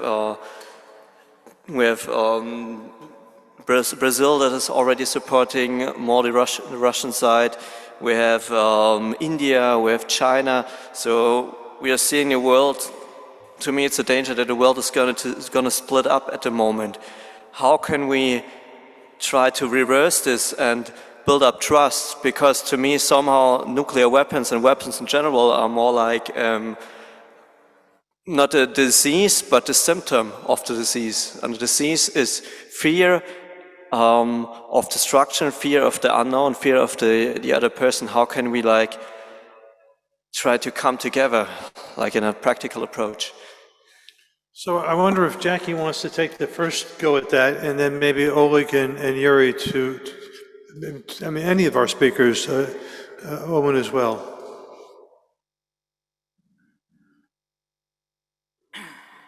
Well, you've asked, of course, a very, very difficult question, and I wish I knew the answer to it, but I can give you a couple of pieces of what I think the answer to it is. I talked about the need for a nonviolent movement from the bottom up. It needs to be really big, it needs to be international, and it needs to be diverse. That's our job. We can't make the governments do anything unless we build up the power to force them to.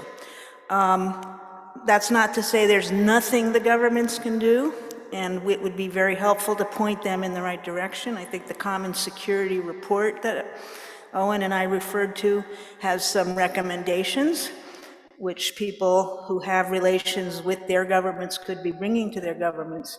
But I really think that we need to manifest in our own lives the revolution of values that Martin Luther King talked about.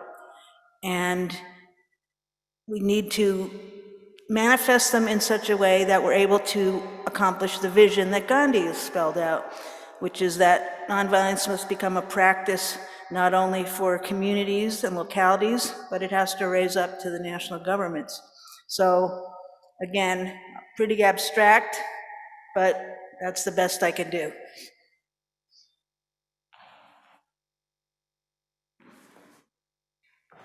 For our speakers online, do you want to signal coming in?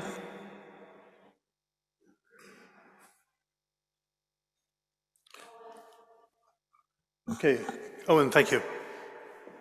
So I think, I mean, there's a question that was in the early part of the chat on the for this session, which I realize people in the room probably are the people who can't see, which was also asking similar questions to the one that's just been asked. And I think that the critical point is, I mean, Jackie's absolutely right to say we cannot necessarily, as ourselves, mandate what governments do, although a lot of them are, a lot of the governments we talk about are democracies where we can support candidates who are in favor of peace, who are in favor of common security, who are in favor of transformation. Brazil was mentioned, for instance. There's an election coming up in Brazil, and I would trust President Lula far more than I would President Bolsonaro to play a major role in establishing peace in the world. So we shouldn't let politicians off the hook by suggesting that they haven't got power to change. They could. The war in Ukraine could have been avoided if President Putin hadn't ordered the invasion of Ukraine. There can be lots of other explanations for the war in Ukraine, but critically, individual politicians have responsibilities which they need to be reminded of and held to account for in those environments where they can be. But the key question, though, is what we can do ourselves. And that's one of the reasons why we normally stress in the trade union movement the 200 million people that we have in membership. They are not all members of the peace movement individually. Many of them are subject to the same concerns, the same fears that were mentioned earlier in the discussion about their neighboring countries and what they might want to do. And I think that fear does need to be addressed, and it needs to be addressed by us, talking to other people. We are, of course, in an environment like this, in a meeting like this, talking among ourselves to people who all agree on the critical need for peace as something urgent.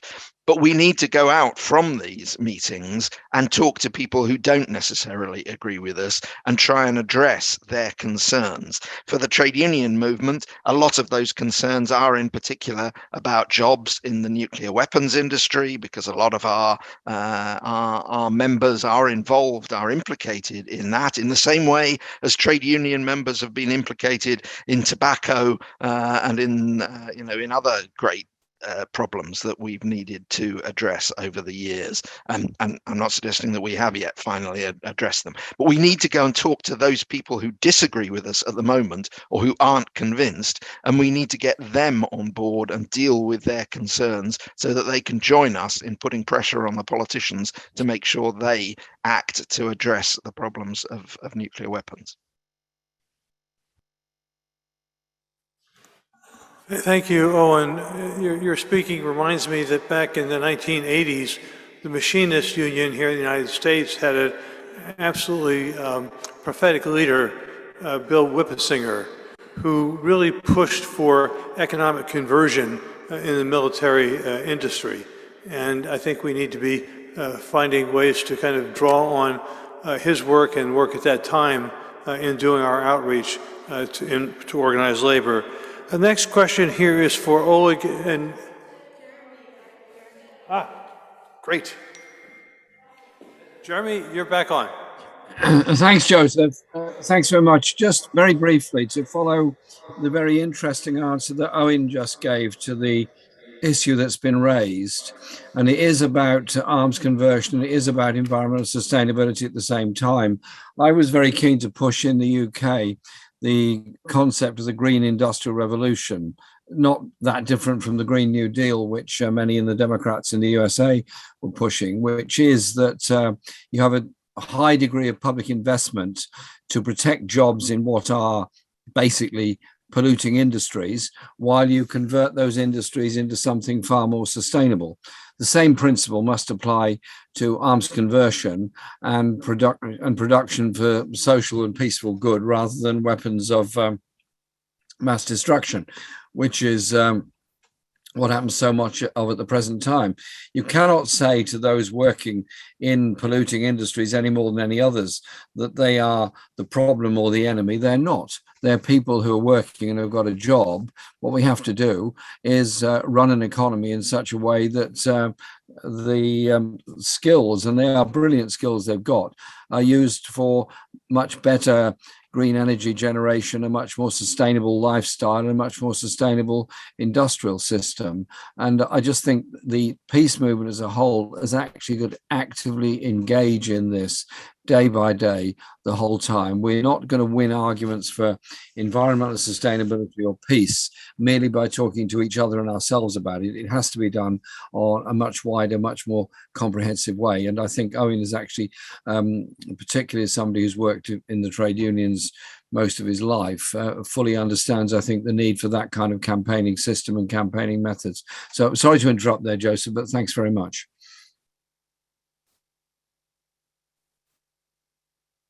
Jeremy, thank you, and thank you for hanging in with us. We have several questions here. The one I want to go to next is directed to Uri and to Oleg. You touched on this earlier in your talks, but perhaps you could speak more personally here. The question is, what is the situation for activists in Russia and Ukraine? If you could speak for a few minutes on this. Okay, talking about the question of Thor about situation for activists. Situation in Ukraine is not good. There is permanent bullying and persecution of peace activists, and many people are just for their advocacy of peace proclaimed enemies. Even people who have no links allegiance or sympathies to pro-Russian circles. For example, one woman, her name is Elvira, was posted in Instagram pro-peace message, and she was expelled from Bila Cerkva Agrarian National University. We made a statement in her support, and her lawyers are now working on restoration in this university. My friend Ruslan Katsaba is well-known conscientious objector to military service and journalism. He is persecuted for his 2015 video on YouTube calling for a boycott of military mobilization. He is under a shameful retrial after he was imprisoned for 524 days and then released acquitted, and after far-right pressure again he was put into trial, and now this trial is going and going. Another Ukrainian pacifist, Ilya Ovcharenko, was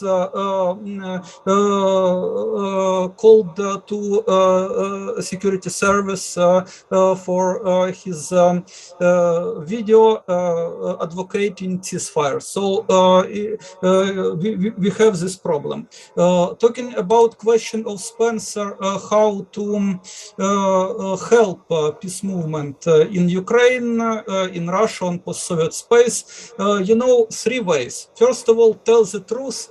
That there is no just war, that we should advocate ceasefire and have comprehensive peace talks to achieve reconciliation between Russia and Ukraine, as well as between the East and West. Help the needy who need humanitarian aid, who need asylum, Ukrainian refugees. Millions of people are fleeing from war. And very important thing, invest in peace education and human rights defense. For example, I posted into chat a link to donation page of Connection EV. It is international network supporting conscientious objectors and deserters, and this NGO is working a lot to support conscientious objectors to military service from Ukraine, Russia, and Belarus, and initiated international petition supported by many NGOs to give conscientious objectors asylum in European countries, especially in Germany. So they deserve support. And talking about a question of Patrick, how to build trust and restore peace, we can't leave this work to politicians. They're unfortunately helpless. So we need to build a peace movement, omnipresent everywhere. And this peace movement should pursue three main goals. Firstly, we should uphold human right to refuse to kill, defend legal right to conscientious objection to military service. Secondly, we should stop the war, advocate immediate ceasefire, comprehensive good faith peace talks, and worldwide transition towards non-violent society. And thirdly, we should build peace to help civilians to survive remaining civilians, to give hope, to study and teach non-violence, and to strengthen solidarity of peace-loving people and peace movement. Thank you. And you know, as you're in touch with people here via the internet and otherwise, please be sending us as much of this information as possible so that we can share it more broadly. Oleg, do you want to say a few words? Yes, thank you. It is a very good question and extremely actual in Russia now. Maybe you know that in Russia adopted the new law about the foreign agent. At the beginning, it was 7 years ago, this law recommended the Russian court to adopt the decision that NGO have status like a foreign agent if they have cooperation with other countries and if they received money from other countries. So we have an international project for the protection of the nuclear safety in the Baltic Sea region. And we cooperated with Norwegian Society for Nature Conservation and other NGO. And we received the status So it looks like strange for the Russian ecologist and environmentalist how it's possible to provide the safety of the Baltic Sea if we will act only in each countries. We need to look the Baltic Sea like one organism, but in any case, we received the status foreign agent. And just now we have a new model how to Russian authorities want to get support from the NGO. They establish so-called governmental, non-governmental organization. So it means that some officials give money, a small group, and they invited to this group the people who support the authorities, and they registered this NGO, and they act like NGO, but really it is not NGO. It is a very special Russian model now. So I think now it's not possible to discuss any problems which is not follow of the mainstream of the Russian policy. If we will speak publicly about the Ukrainian war, we have a chance to get status foreign agent, and not only foreign agent, to pay huge fee, and the Russian authorities use this money for the support of the war in Ukraine.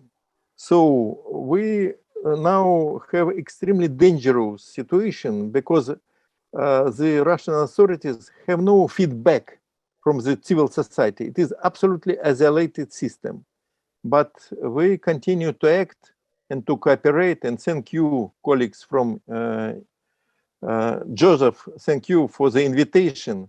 And I think it is extremely important to continue discussion our common project, our common problems, not like national, but really international. Thank you.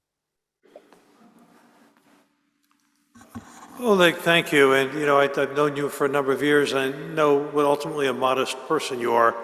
And so your quiet courage just really resonates.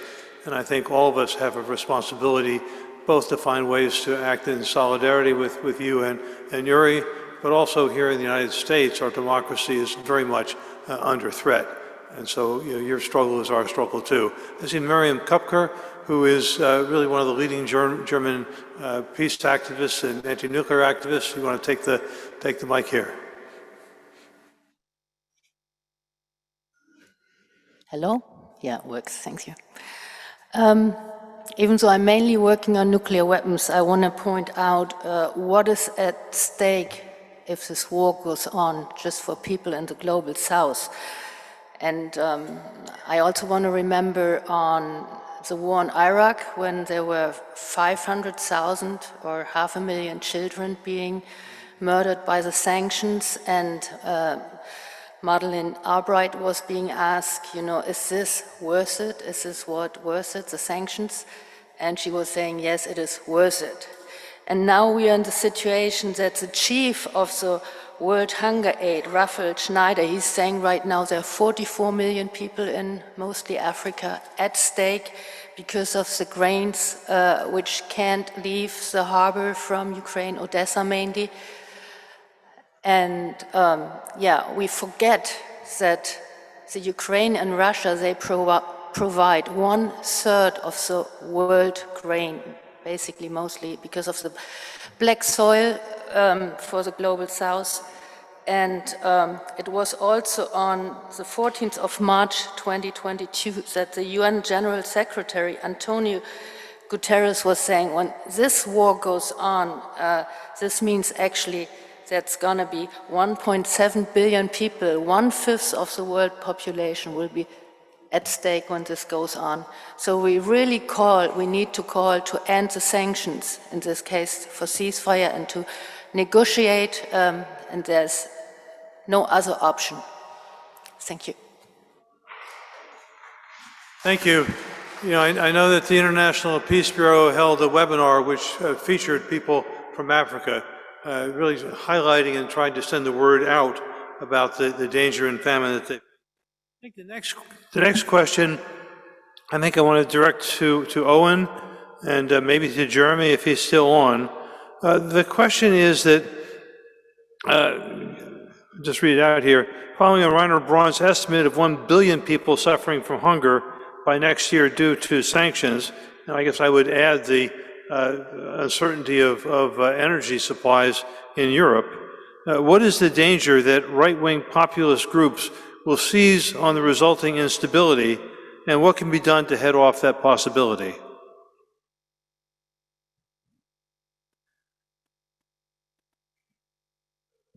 Owen, I see you thinking about it. Yeah, no, I was thinking that Jeremy should go first this time because I went first last time. Okay. Yeah, Joseph, thanks for the question. And it's a question for both of us. Right-wing populist groups have been increasingly active in Europe for quite a long time, and indeed in the USA. And they've blamed migrants, they blame minorities, all the traditional far-right fascist stuff of blaming everybody for shortages of housing, healthcare, schools, whatever it happens to be. And the next thing, no doubt, will be food. It is, of course, complete nonsense, but it is very powerful and can be very effective nonsense. The only answer to them is the unity of everyone else against them and against racism in absolutely any form whatsoever. But it's also about providing people with security, and the security is of all the basic needs of housing, health, education, food, obviously. And the sanctions in play are no doubt going to have a very big effect on Russia, and that may well, perhaps temporarily, increase the number of right-wing, extremely intolerant voices in Russia that will play into a particularly nasty lot of rhetoric. The language of peace, however, is much more powerful than the language of war. And so I do think we have to be far more active in concert with all the anti-racist organizations, but also look at the issues of peace. Now, I should imagine everybody on this call and in the hall in New York and everywhere else absolutely condemns the Russian invasion of Ukraine, as I do as well. The effects of it are obviously devastating to people in Ukraine, devastating for the families of Russian soldiers who've come back in body bags, and extremely dangerous for food supplies, particularly in North Africa and the Middle East. Whether the food agreement between Russia and Ukraine will hold, I don't know. I hope it does, and I hope it indicates as a basis for some further talks which will bring about a ceasefire. But it is up to us to use the language of peace, the language of inclusivity, and not allow the demonization of refugees, which is, I take you back to what I said in my contribution in the pre-lunch session, when I pointed out there is, generally speaking, a good reception for Ukrainian refugees all across Europe at the present time. There is no such equivalence in the treatment of migrants trying to get into Europe from Libya or Syria or Turkey towards Greece or anywhere else. And many are sadly dying in the Mediterranean or indeed in the English Channel. And the British government, to its eternal shame, is trying to remove legal asylum seekers to Rwanda for processing, where I should imagine most of them will remain in Rwanda forevermore. We're fighting that legally and we're fighting that politically, and we'll continue to do so. But it means that there has to be some very resolute action of unity for peace and unity to end the social divisions and social poverty that so many people are facing, not just in Europe, but all around the world. Resources spent on military, resources spent on war, are resources not spent on health, on education, on housing and food.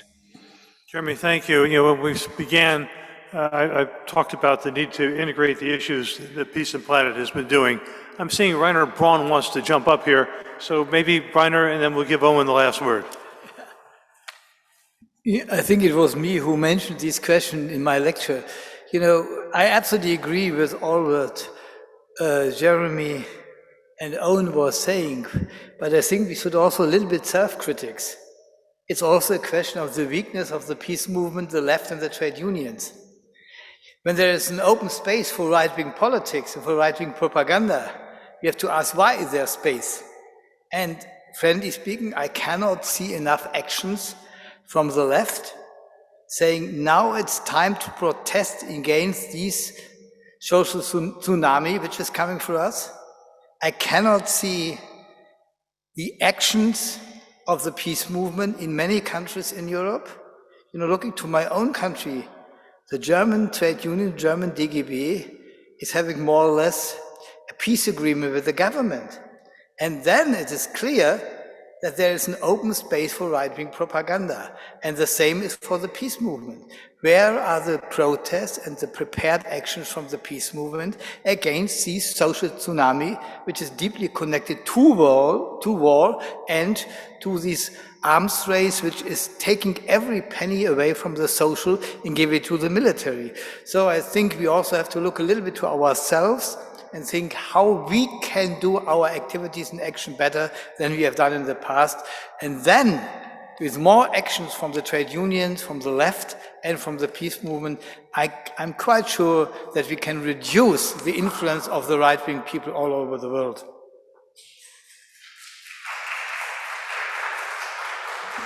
Thank you, Reiner. Owen, the last word is yours. Well, that's that wasn't the way I was playing it. Sorry, I wasn't trying to maneuver myself into that. Look, it's absolutely right. That absolutely correct. Right-wing populists will indeed try and seize on this.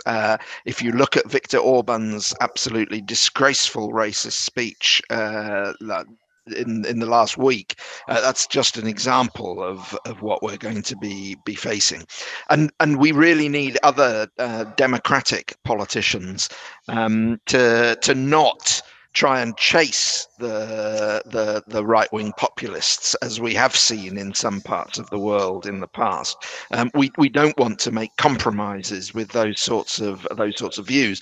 What democratic politicians need to be encouraged to do is find better ways to beat the populists at that game, and what that requires is the new social contract that trade unions have been calling for, and that progressive politicians have actually been advocating. Because the simple truth about the right-wing populists is twofold. Number one, they've never actually been in favour of any measures that really improve the lot of ordinary people. Normally, they're in hock to forces who have tried to do the opposite. If you look at the example in the USA, for instance, of Donald Trump, there's a lot of rhetoric about standing up for the ordinary working man and woman, but actually policies which increase the wealth of the rich rather than improving the lot of ordinary people. What right-wing populists do not do is they do not come up with solutions that would actually improve the situation facing ordinary people. What they come up with is scapegoats and people to blame for the terrible situation that people are in. And we need to be encouraging politicians to be on the side of arguing for measures that really improve the lot of ordinary people. If you look at what the left is doing in Latin America at the moment, seeing success in some countries and possible success in others, that would be a good reason. And obviously, I will have my own discussions with Reiner about the DGB in Germany and their approach to improving the social environment and the economy as the way of addressing right-wing populism. But we'll have those later. What I would just finish on saying is that the trade union response in Eastern Europe to the flood of refugees coming from Ukraine, I think, has been salutary and has been instructive. It has been to demand that the governments of those countries provide exactly the social protection that they have been demanding for their own people for many years, and which they have been demanding for migrants from other countries. Because I think the point has been made already that the way Eastern European refugees have been treated is in stark contrast to the way that refugees and migrants from other countries have been treated. But that is not true of the trade union response to these migrants. Trade unions in Poland, in Bulgaria, in Czechia, in Slovakia, and so on, have been arguing for exactly the same social protection, decent jobs, equal rights for the refugees from Ukraine that they have been calling for refugees from all other conflicts around the world. And that is the right thing to do. And we shouldn't ever give up arguing for those points just because at the moment everybody seems to be of the view that Ukrainians should be treated well. That doesn't mean we should be arguing that they should be treated as badly as other migrants. We should be arguing always that other migrants should be treated as well as the Ukrainians. And that, I think, is the key issue around common security. That's what produces common security, is treating everybody as equals rather than as people that you can blame or scapegoat.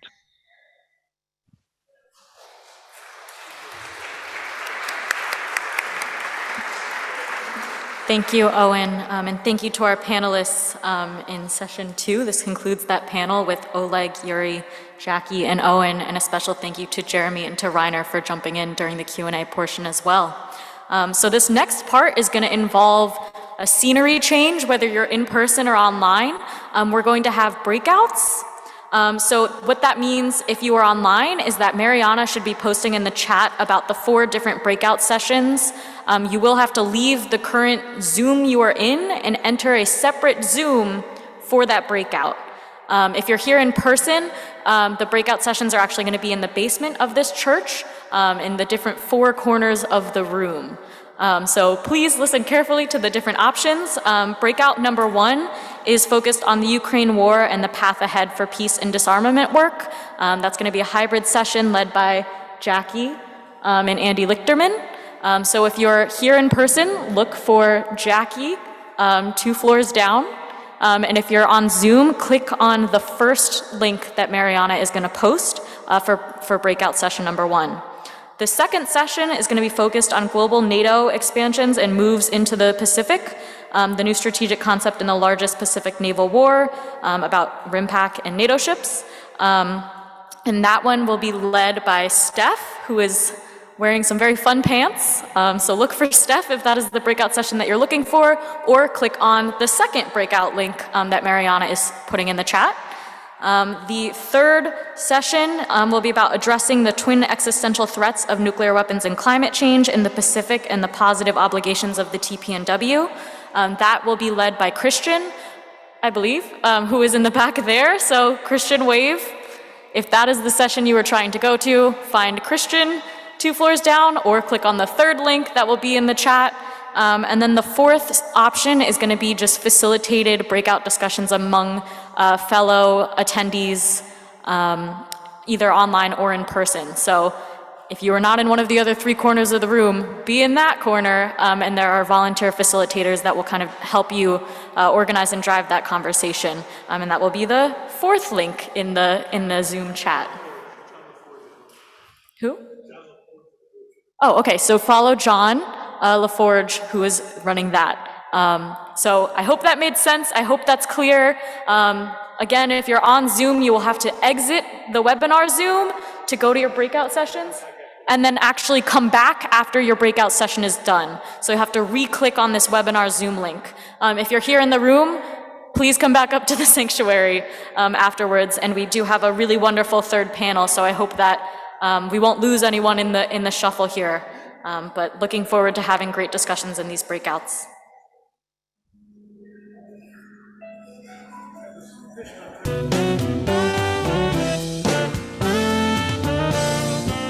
They're in the Zoom webinar or back here physically in the sanctuary. We're going to get started with our third panel here, which will be mainly focused on the Nuclear Non-Proliferation Treaty and the imperative of disarmament. So our first speaker for this section will be Dr. Ruth Mitchell, who is from Australia, and she's the board chair of the International Physicians for the Prevention of Nuclear War. She's a neurosurgeon and cancer researcher based in Sydney, and she joined IPPNW in her first year of medical school in 2004 and has previously served as international student representative, regional vice president for Southeast Asia Pacific, and as deputy chair for the board of IPPNW. As a medical student, she participated in the Nuclear Weapons Inheritance Project, including dialogues in China, Russia, and the United Kingdom. Dr. Mitchell has been an active member of the Medical Association of the Prevention of War in Australia since 2004 and has served as student representative. Oh, I think I read the same sentence twice, sorry for that. But Dr. Mitchell has been involved in the work of the International Campaign for the Prevention of Nuclear War, ICAN, since its inception and is currently co-chair of the board of ICAN in Australia. Dr. Mitchell is passionate about strengthening the peace movement around the world and ensuring our work is intentionally anti-racist, feminist, decolonizing, and environmentally sustainable. Centering and amplifying the voices of survivors of both nuclear weapons and small arms is of paramount importance to her. So welcome, Dr. Mitchell. Hello there. I have a terrible amount of, I think the word is FOMO, to not be there with you in person. It looks to be a beautiful venue and I can feel the energy there, which just is remarkable. So thank you for the honor of joining you, even if only remotely, for this session today. I will start by acknowledging that I'm joining you from Townsville in Queensland in Australia, which is unceded sovereign territory of the Bindal and Wulgukuru Kaba people. I want to acknowledge that the Indigenous owners of the land that we do this work on have been disproportionately affected by the use of nuclear weapons and the tests that have been carried out in the South Australian desert here in Australia, and that disproportionately throughout the world, Indigenous people bear the brunt of the use and testing of nuclear weapons. This is an auspicious time. We are coming together in a way that hasn't been possible for 2.5 years in many cases, but also a fragile time in our lives together.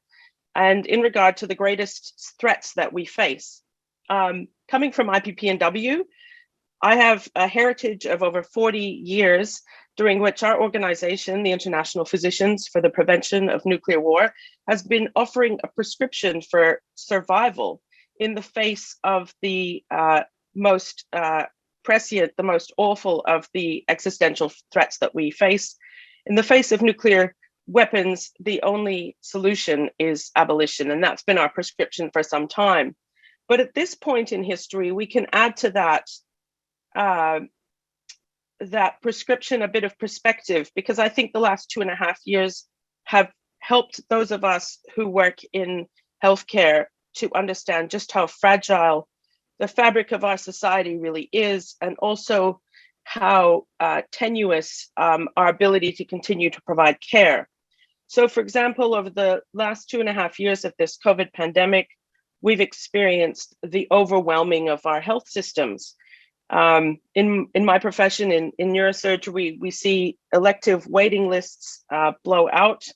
At times we need equipment for our patients, and we have the challenge of supply chain issues. And this gives us just a glimpse, just the tip of the iceberg of what it would be like to have the health system overwhelmed and undermined by the use of nuclear weapons. And we are always sobered when we listen to our colleagues from Hiroshima and Nagasaki, who have inherited the legacy and understanding of what it was like to be a health professional at the time when nuclear weapons were dropped on those two cities. The desperation, the helplessness when key infrastructure was demolished. And so it is from that position of that vantage point that we continue to advocate for abolition. And this is added to the witness of survivors that we have tried so hard to center in our work. And I think as a doctor, it's important for me to think of bearing witness from the bedside. And so when we receive the stories of the hibakusha, the survivors of Hiroshima and Nagasaki, but also the survivors of nuclear tests here in Australia, throughout the Pacific and elsewhere where nuclear weapons have been tested, we understand that we're listening to the patient and we are receiving the story and the witness of what it is to have your body scarred and damaged, not just for this generation, but for generations to come by exposure to nuclear weapons. So last night I had to prepare for an urgent operation. I had a very sick patient, and I knew that I had to think about every possibility in order to perform the safest possible operation to get rid of a brain tumor in a hurry. And that work of carefully, methodically working through the scenario in front of us and trying to mitigate any risk is the work that we do as doctors and as advocates. The thing that drives me crazy about nuclear weapons is that I can't do anything to prevent or to mitigate against the harm my patients will experience if nuclear weapons are used. I can't do anything to plan or prepare. And it makes me furious and it makes me sad to think of the destruction of the human body that would be inevitable at a population level if nuclear weapons were used. And I think we have to keep coming back to what that looks like in practical terms, and be reminded that when there is no treatment, the only way forward is prevention. And so that's why I am excited at the same time as I share the pessimism that I've heard expressed from some of the other speakers about what's going to happen at this MPT, because I think we do actually have a prescription for survival on the table, and that is the Nuclear Weapons Ban Treaty. And so this allows us a way to focus discussion in a fresh manner. When we think about healthcare, we often think about costs, and we know that when we spend money in one place, that's money we don't have left to spend somewhere else. I've never understood why there's always money for nuclear weapons. There's always money for the military, and there's so rarely appropriate resources available to improve what is happening in our healthcare sector. And so it really highlights to me the way in which the cost of these nuclear weapons is immoral, because it's stealing from other health priorities, not just the health care system, but all of the determinants of health. Clean water, primary education, food, the basics. So I think that to live well together, we have to be in relationship. And I know that Jeremy Corbyn spoke about thinking about what is security, and what we've learned in Australia as we've within the anti-nuclear movement, as we've tried to sit and listen at the feet of the Aboriginal elders who have become the core of the work we do in terms of framing nuclear abolition as a health issue, is a much broader vision of what health is and a broader vision of what security is. And that is a conception of the good life as one where we respect not only each other and our relationships with each other, but our relationship with the earth, the relationship with the water, the ground, the air, the atmosphere, the plants and animals that we share our space with. And we have to continue to be in relationship with each of those. And so having that relational framework has always been important to me. And it's partly why within my professional work, my subspecialty is pediatric neurosurgery. And what I like so much about my pediatric patients and the way we get to look after them is that seeing children in the context of their families calls the lie to the idea that each of us is just an individual floating in space. We live in community and we live in context. So we honor relationship, and we have to make our leaders and those who govern us honor relationships also. And that is relevant as we go into this MPT. We have to honor the commitments we've made to each other. And the MPT sets out obligations which have to be honored. The Article 6 commitments to actually negotiate disarmament in good faith, to progress that discussion, that's a commitment we've made to each other. That needs to be honored. And really importantly, at this season in the world's history, to not threaten the use of nuclear weapons or to actually use nuclear weapons, as has been done time and time again on multiple fronts in the context of the Ukraine conflict. To threaten to use nuclear weapons is an act of violence. It's a violation of relationship, and it is a violation of international treaty norms. Ultimately, recognizing the responsibilities of other parties to the MPT to keep the N5 accountable is also what it means to live well together. And so on the eve of the MPT, these are things we need to think about and things we need to call for.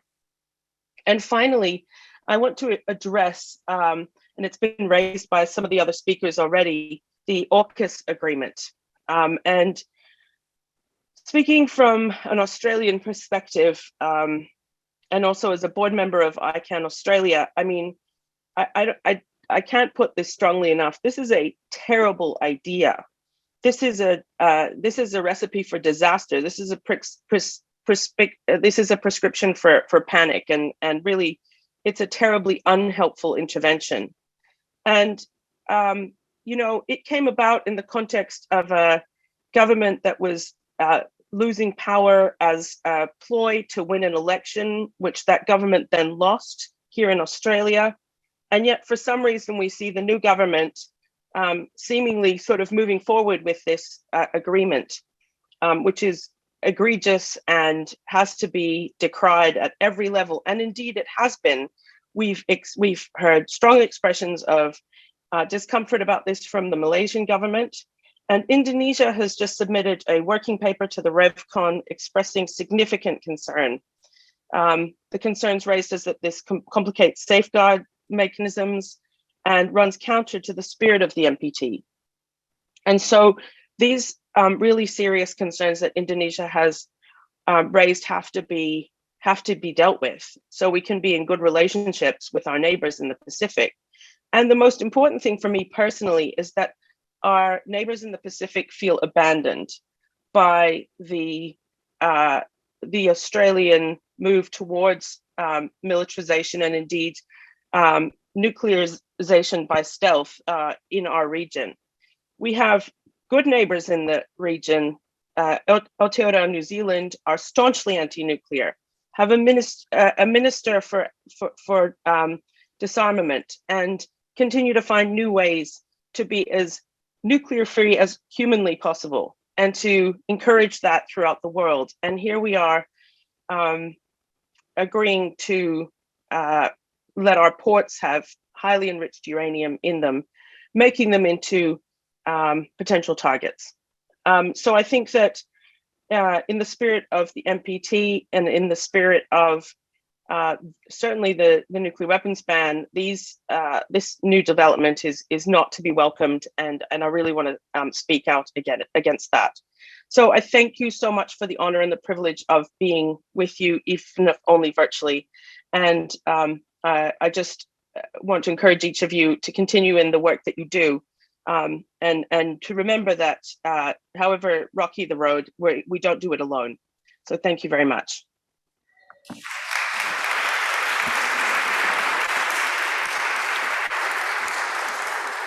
Dr. Mitchell, thank you very much, especially as I know you're dealing with a medical emergency, and knowing that you're speaking to us in the wee hours of the morning from Australia. You know, your talk, I think, was very helpful in grounding us and preparing us for the work that we have to do during the MPT review conference, and for underlining the dangers of the escalation of the confrontation between the West, including Japan and Korea, Australia, with China. The AUKUS agreement is indeed a disaster, and is like the RIMPAC exercises that are going on now, preparations for the inconceivable US-China war. It's now my extraordinary privilege to introduce Sakuma Kunihiko, described as Hiroshima's youngest Hibakusha A-bomb survivor. He was 9 months old at the time of the A-bomb attack in Hiroshima. He suffered from liver and kidney dysfunction when he was 10 years old, but it wasn't until he was in his 20s that he started to understand that his illness, unusual in young children, was connected to the atomic bombing. Sakuma-san and his mother had been exposed to the black rain that fell from the atomic cloud created by the explosion when they fled their mountain shelter. Just to say, it's been my privilege on a number of occasions to be in Hiroshima and to experience and witness his leadership. In 1964, he moved to Tokyo, where he initially enjoyed the apparent anonymity of being free of the weight of being a hibakusha.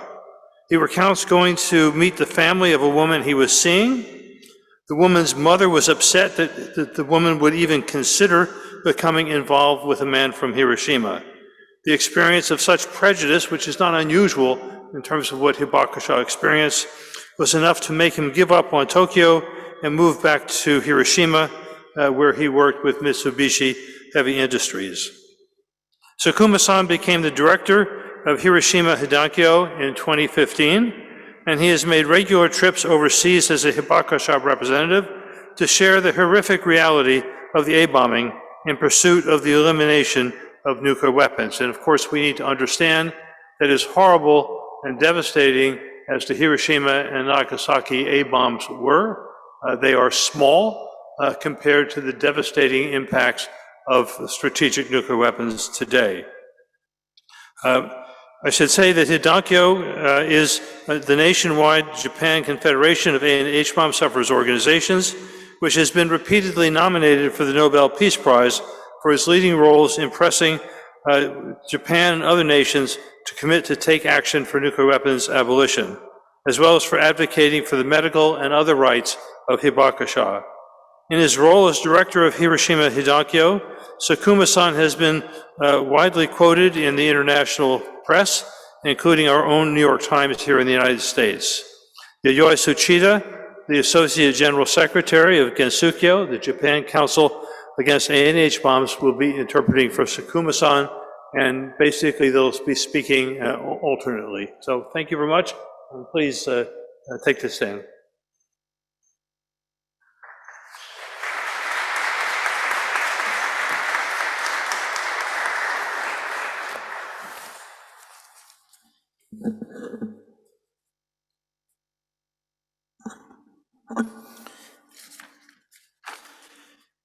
皆さん、こんにちは。広島からやってきました被爆者の佐久間邦彦と申します。Hello everyone. Thank you very much for giving me this opportunity to speak in the conference. My name is Kunihiko Sakuma, Hiroshima atomic bomb survivor. 1945年8月6日、広島に原爆が投下され、私は当時生後9ヶ月、爆心地から西方 3km の恋町の自宅で母と共に被爆しました。突然、閃光が光り走り、母は近くに焼夷弾が落ちたと思って、私を背負って避難しました。On August the 6th, 1945, atomic bomb was dropped on Hiroshima. I was 9 months old at that time, and I was exposed to the bomb together with my mother at a home in Koi Town, 3 kilometers west of the blast center. Suddenly, we were engulfed by a brilliant flash, and my mother, believing that incendiary bombs had fallen nearby, carried me on her back and evacuated the area. 途中、私は放射線を含む黒い雨に遭遇しました。避難所は負傷した人たちであふれ、自宅に帰ると家の壁は崩れ落ち、窓ガラスが壊れ散乱、屋根瓦も一部飛び散っていました。On the way, we were exposed to the black rain containing radiation. When we returned home, we found that the wall of our house had collapsed, windows were broken, and some roof tiles were scattered.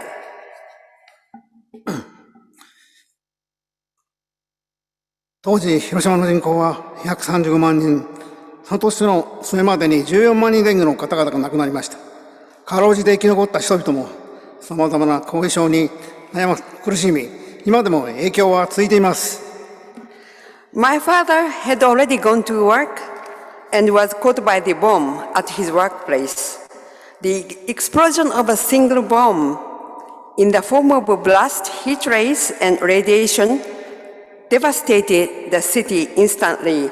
At that time, the population of Hiroshima was about 350,000. By the end of that year, around 140,000 people were killed. Those who barely survived suffered from the various after effects, and the effects of the bombing continue to affect them to this day. 私は遠距離被爆なので原爆の影響は受けていないと思っていました。ところが11歳と12歳の時、2ヶ月ぐらい続けて体調不良で学校を休みました。I thought I was not affected by the atomic bombing because I was exposed to the bomb from a distance. However, when I was 11 and 12 years old, I was absent from school for about 2 months due to health problems. 肝臓と腎臓を患い、共に体がだるく、食欲がなく、子供ながらに死ぬのではないかと思いました。I suffered from liver and kidney problems, both of which made me feel sluggish. I had no appetite, and even as a child, I thought I was going to die. その後体調に不安を感じながらも中学、高校を終えて上京しましたが、被爆後20年余り経っても被爆者に対する差別や偏見があることを感じ、広島に帰りました。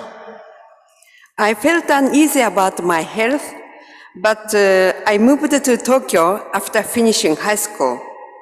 But I returned to Hiroshima because I felt that even 20 years after the bombing, there was still discrimination and prejudice against A-bomb survivors. さらに被爆の実相の隠蔽、過小評価、被爆地域の線引きなどによって77年もの間、多くの被爆者は放置されてきました。Furthermore, for 77 years after the bombing, many 被爆者 have been neglected due to the cover-up, underestimation, and neglect of real damages of the atomic bombing. 原爆は私たちを死ぬまで苦しめます。核兵器は絶対悪であり、悪魔の兵器です。核兵器がいかに非人道的な兵器か、私たちは身をもって経験しました。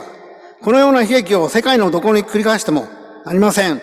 The atomic bomb will torment us until we die. Nuclear weapons are absolutely evil. We have experienced firsthand how inhumane nuclear weapons are. Such a tragedy must never be repeated anywhere on earth. 2022年2月24日、ロシア軍がウクライナに軍事侵攻を行いました。広島駅団協は直ちに原爆抗議集会を開き、主権国家であるウクライナを侵略、ロシア軍に直ちに撤退せよと声明を出しました。On February 24th this year, the Russian military invaded Ukraine. The Hiroshima Prefecture Confederation of A&H bomb sufferers organizations, Hiroshima Hidankyo, immediately held a protest rally and issued a statement calling on the Russian military to stop its invasion of Ukraine, a sovereign nation, and withdraw its troops. とりわけプーチン大統領の核兵器の使用、核戦争も辞さない態度は人類を破壊に導く危険な行為です。人間として決して許されません。In particular, Russian President Putin's threat to use nuclear weapons is so dangerous that will lead to the annihilation of humanity. As a human being, I cannot allow such an outrage. 実際に核兵器が使用された広島の被爆者として、怒りと恐怖で震えている思いです。核兵器を二度と使わせてはなりません。As an able survivor of Hiroshima, where nuclear weapons were actually used, I tremble with anger and fear. Nuclear weapons must never be used again. 15日から第10回 NPT 再検討会議が開かれます。新たな核の残骸を広せることを NPT も全文冒頭に掲げた目標です。The day after tomorrow, the 10th NPT review conference will start. Preventing new nuclear catastrophes is the goal of the NPT, as stated at the beginning of its preamble. この会議が国連憲章を想起し、まず第一に核兵器の使用、威嚇を非難し、やめるように明確に宣言することを求めるものです。I call on the review conference to recall the UN Charter and to declare unequivocally, first of all, that the use or threat of use of nuclear weapons must be condemned and stopped. そして核兵器使用を防ぐ唯一の保障として、会議がとりわけ第6条及び2010年再検討会議をはじめ、核兵器のない世界の平和と安全の実現に至る上、これまでの全ての合意を再確認し、直ちに実行に踏み出すべきであることを強く主導いたします。And the only guarantee to prevent the use of nuclear weapons, all state parties, in particular nuclear weapon states, must reaffirm Article 6 obligations and all previous agreements leading to the realization of the peace and security of a world without nuclear weapons, including those of the 2010 NPT review conference, and take a step in implementing them without any further delay. 被爆者の訴え、国連、各国政府に市民社会の共同が核兵器禁止条約を生み出しました。The appeal and effort of the Hibakusha, the United Nations, and the collaboration of government and civil society have produced the Treaty on the Prohibition of Nuclear Weapons. 被爆者はこの前進に励まされています。NPT 再検討会議で核兵器禁止条約を国連憲章並びに NPT 機構を前進させる努力をして認め、この条約への支持、署名、批准を検討することを求めます。Hibakusha are encouraged by this progress and call on all state parties to admit the TPNW to admit that the TPNW helps to advance the implementation of the UN Charter and the NPT, and to consider supporting, signing, and ratifying it. 今年6月に開催された核兵器禁止条約第1回締約会議で、国連のグテレス事務総長は、核兵器が我々を滅ぼす前に核兵器をなくそうと呼びかけました。At the first meeting of state parties to the TPNW, held in June, UN Secretary General Guterres called for the elimination of nuclear weapons before they destroy us. 核破局か、核廃絶か、世界は岐路に立っています。今こそ核兵器廃絶を実現する時です。被爆者は生きている間に核兵器の廃絶をです。The world is at a crossroad, nuclear catastrophe or nuclear abolition. Now is the time to achieve the abolition of nuclear weapons. The wish of the Hibakusha is to see nuclear weapons to be abolished in their lifetime. 私たちは被爆者は核兵器のない平和な世界を目指し、日本がもっとより世界中の人々と連帯していきたいと思います。共に頑張りましょう。We Hibakusha will continue to work hard for achieving a peaceful world without nuclear weapons. standing in solidarity with you, the people of Japan and the rest of the world. Let us work together. No more Hiroshima, no more Nagasaki, no more Higekitano, no more war. Thank you.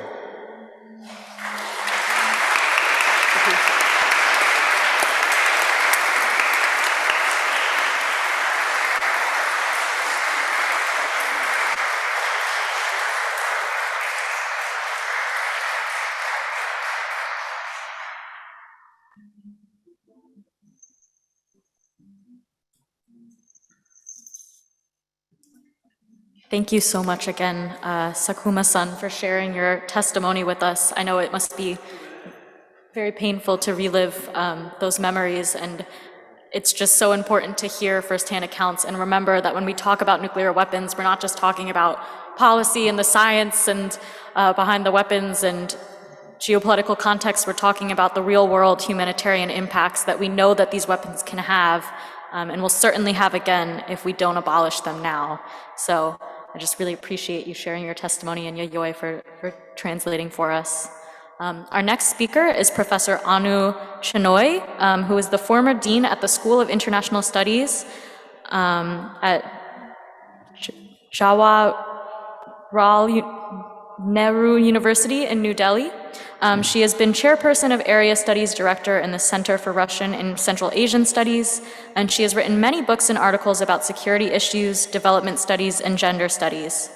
She has been closely associated with the Focus on the Global South, the Asia-Europe People's Forum, and in recent years with the International Peace Bureau. She has held consultancies with the International Committee of the Red Cross, UNESCO, Action Aid International, UN Women, and UN Peacekeepers. She has written many books, including 100 Years of the Russian Revolution, Reemerging Russia, Institutions, Structures, Processes, the BRICS in International Development, Maoist and Other Armed Conflicts, and Human Security, Concept and Implications. So Anu, welcome.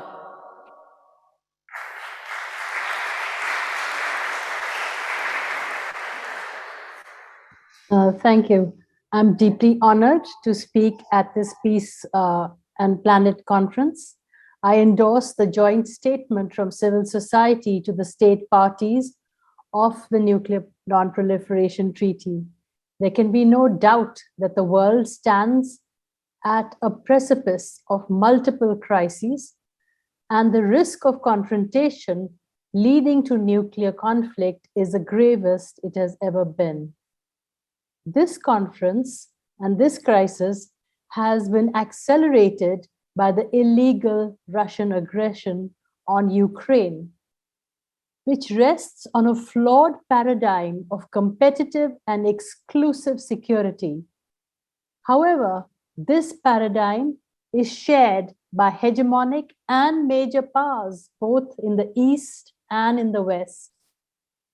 I agree with several of the earlier speakers that the moment is on account of a deadly combination of militarization, opportunism of using local conflicts for intervention, denialism, and the refusal to see perceptions of other countries.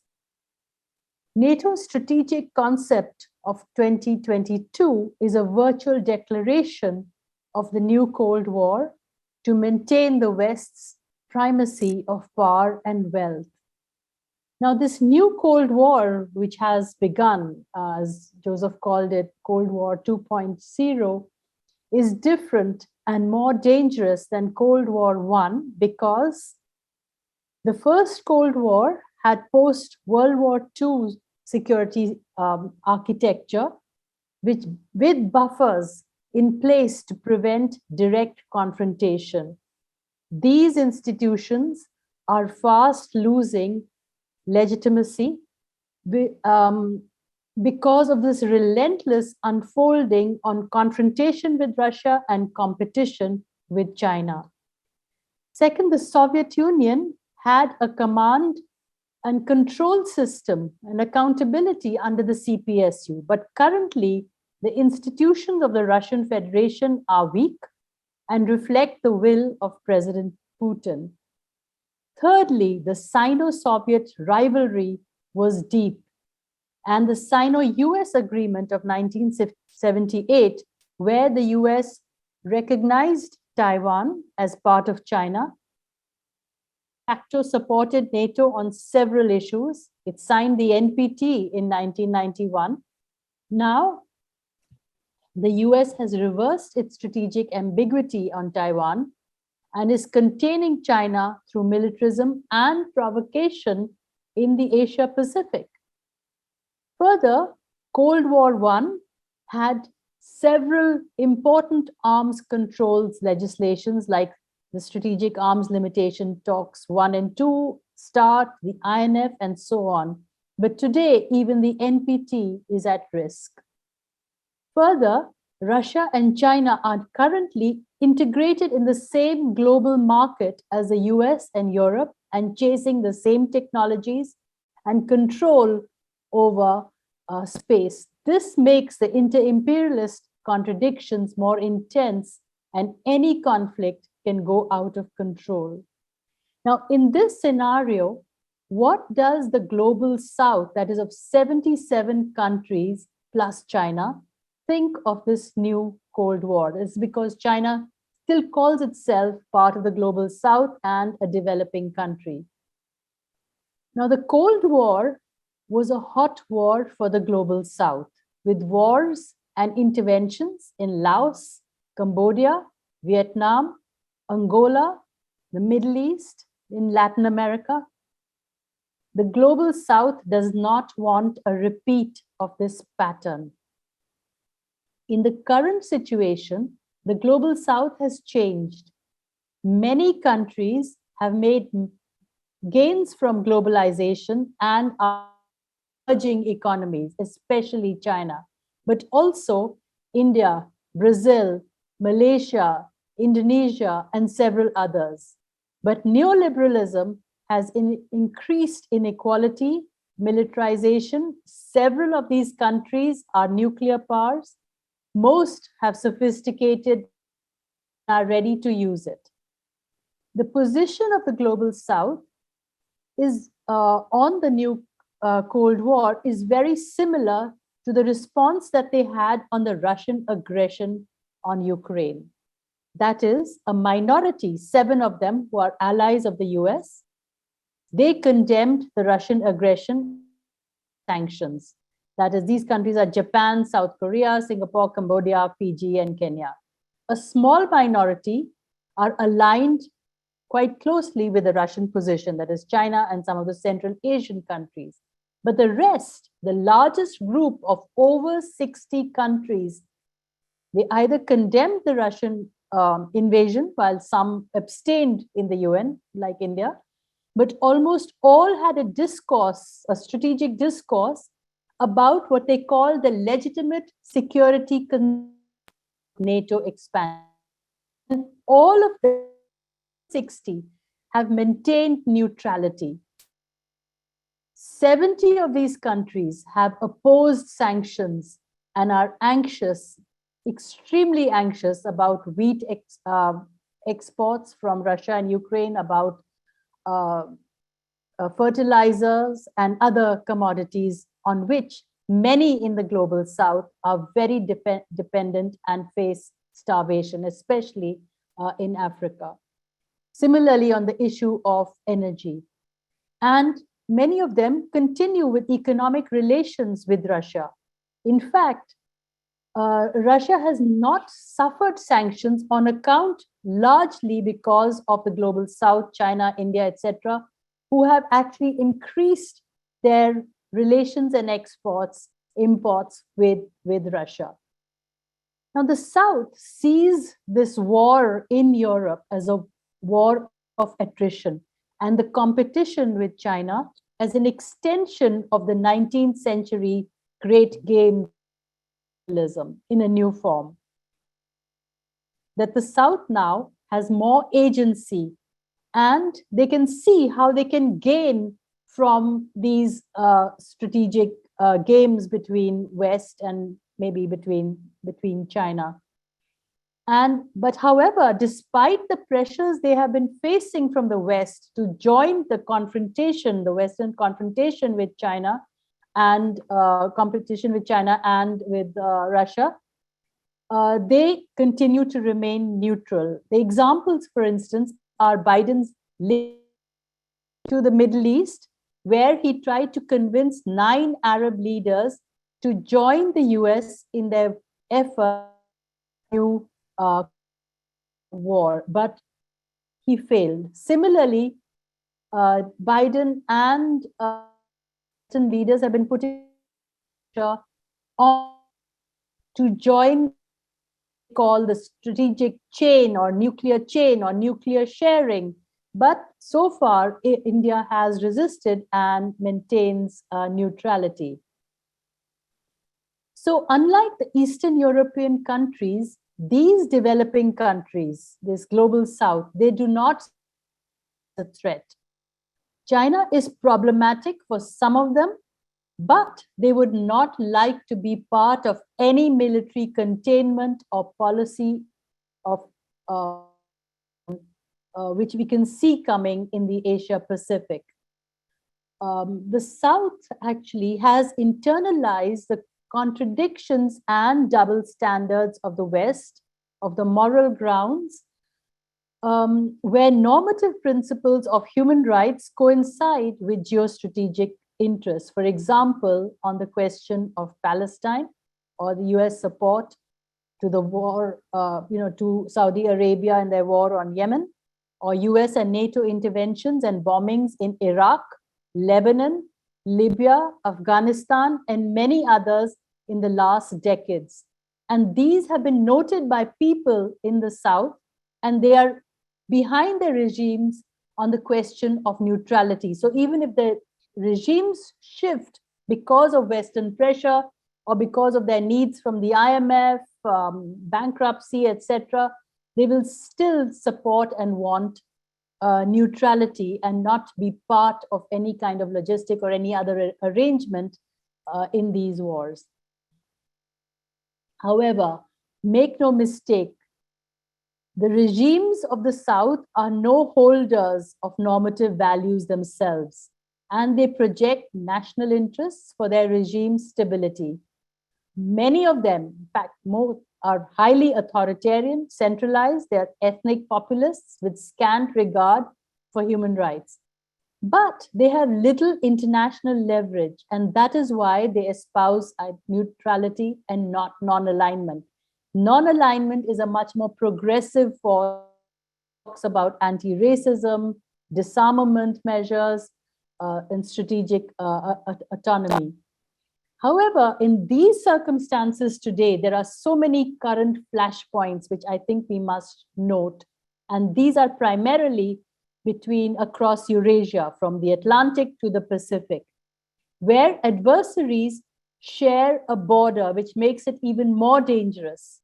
For example, Russia and Ukraine, and the fact of nuclear missiles in Poland, China and Taiwan and US, where just this month, the US naval destroyers have transited the Taiwan states, China. And even Kissinger spoke of this endless US confrontation and provocation towards China. Then North and South Korea, both with nuclear capability. India, China, and Pakistan, all nuclear weapon states. Iran and US, where Biden has stepped back from the planned GSPO, and where Israel and the US recently have threatened Iran and said that they are prepared to use all aspects of national power to ensure the outcome. Syria and US. So all these are dangerous flashpoints, and any major confrontation in Europe or Asia Pacific mean that these flashpoints can also have a trigger takeoff. Therefore, in conclusion, what I'm arguing is that in these circumstances, It's so important that more and more states join and ratify the TPNW model, as several speakers have said. That the Global South continues to maintain strategic autonomy, non-alignment, and maintain and call for international peace. And I believe the peace movement has a task in having the Global South on their side. Next, there should be a call for ceasefire, withdrawal, and negotiation in Ukraine. Security. I think the document on common security done behind this document is a brilliant document. And I think that all of us in the United Nations actually should adopt this document, just like the women's movement pushed for Security Council Resolution 1325 on women being part of peace and security and participation. So I think we should push for this common security document. And lastly, of course, civil society, social movements, peace movements like this one continue to put collective pressure to show that the real existential threats for all people are climate change, destruction of ecology, increasing social inequality between and within nations, and a just transition is needed for peace and common security. Thank you very much.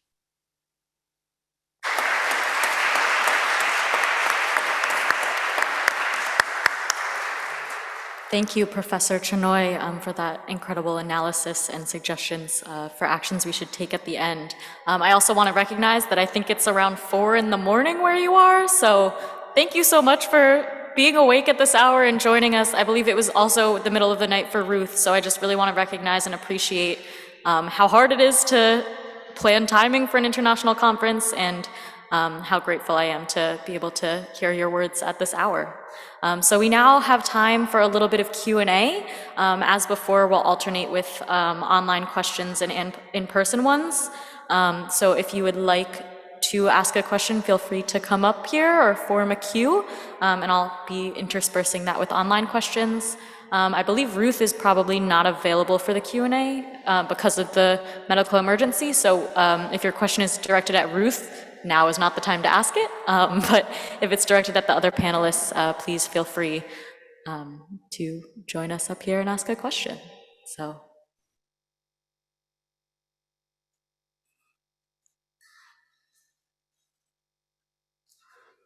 You can come up here. Hi, it's Adenoy. The name of the speaker, the last speaker? Anoy Shenoy, sorry. Can you just speak a little bit about the movement in India to sign the TPNW? What's happening there to get rid of India's weapons? Thank you. Shall I answer right away? Okay, so I think the peace movement in India is not all that strong because there is a strategic mirroring in the Indian regimes where they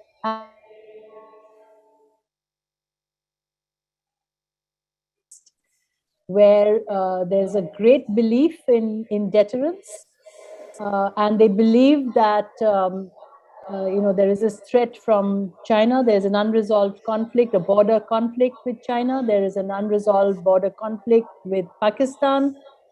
And the argument is that that because China has a nuclear weapon, nuclear bombs, that India must have it too. And sadly, despite so many levels of talks, the nationalism, especially now, the right-wing nationalism in India and Chinese nationalism is such that they're unable to resolve the issue of the border. There's very little movement. In fact, last week was the 15th talk between military commanders, And in the last 5 years, there have been 5 clashes on the border with soldiers killed. So any talk on PPNW or on disarmament, one is labeled as anti-national, as peace activists are in much of the global south. If you don't follow the regime, you do not have a voice.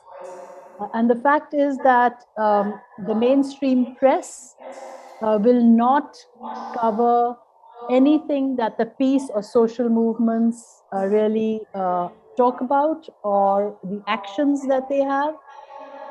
So it's just there very slightly in the online alternate media, which is also under severe pressure. India now, like South Asia and much of the global south, are countries where dissent is not being tolerated. Being a journalist who talks truth to power often find themselves absolutely laden with cases, sometimes in jail, or they lose, they have tax raids. So this is a very hard time for dissent, questioning, or even any kind of recognition of truth, leave alone peace. So this really is the status, but nonetheless, there are huge amounts of resistance movements also. For example, the farmers' movement, which rolled back, kind of pro-corporate agricultural laws. We take inspiration from what is happening in Latin America, the amazing rollback of right-wing authoritarianisms over there. And the social movements continue, and there is some civil society space.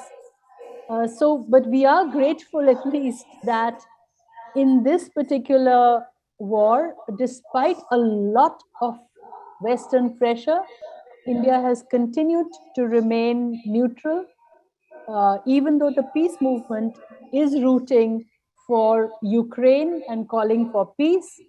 But at least, they've not jumped over and to a complete position of accepting NATO.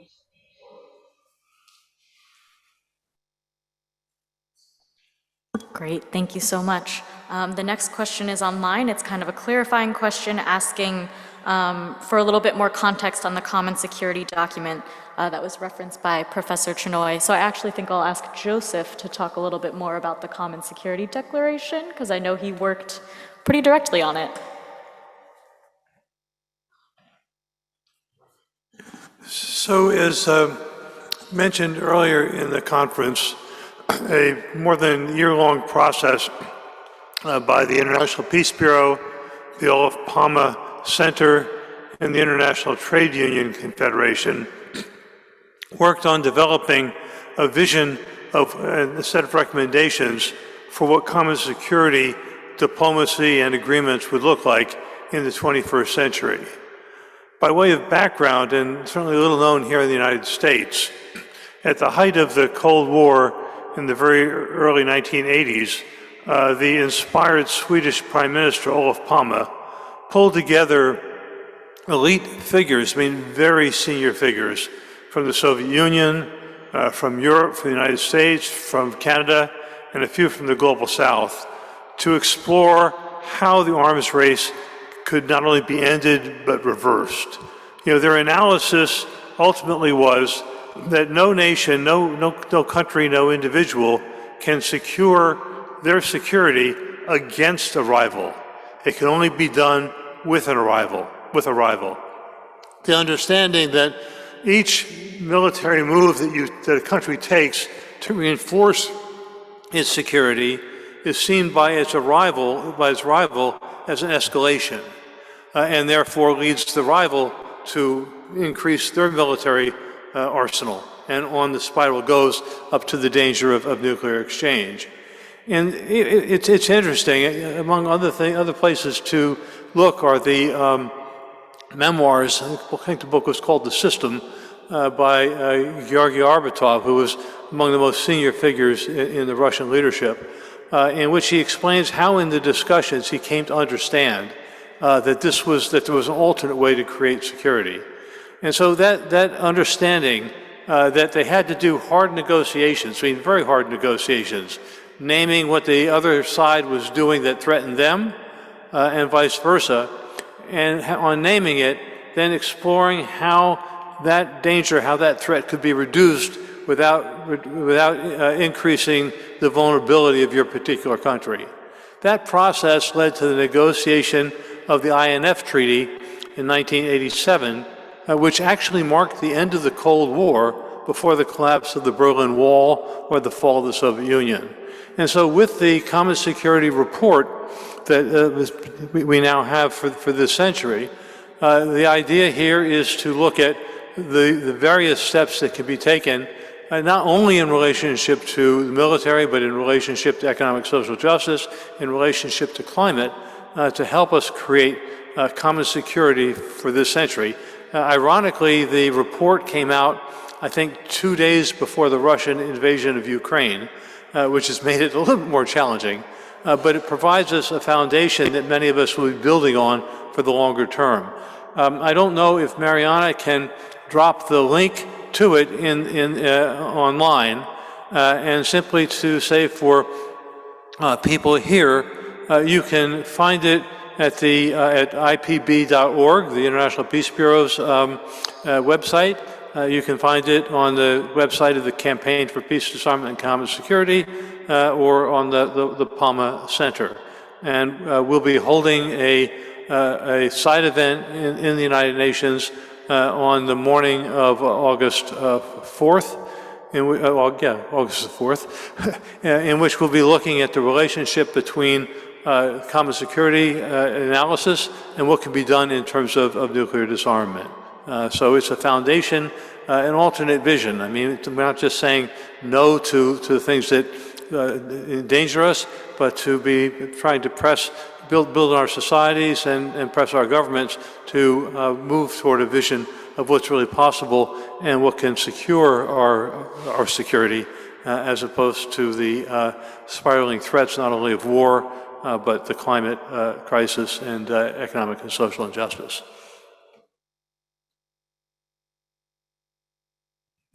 Thanks, Joseph. Does anyone here physically in the audience have any questions they'd like to ask? Okay, so I'll move on to another online question. This one is also directed at Professor Chenoy. Is slowing population growth in India and the Global South critical to political stabilization and peace in the region?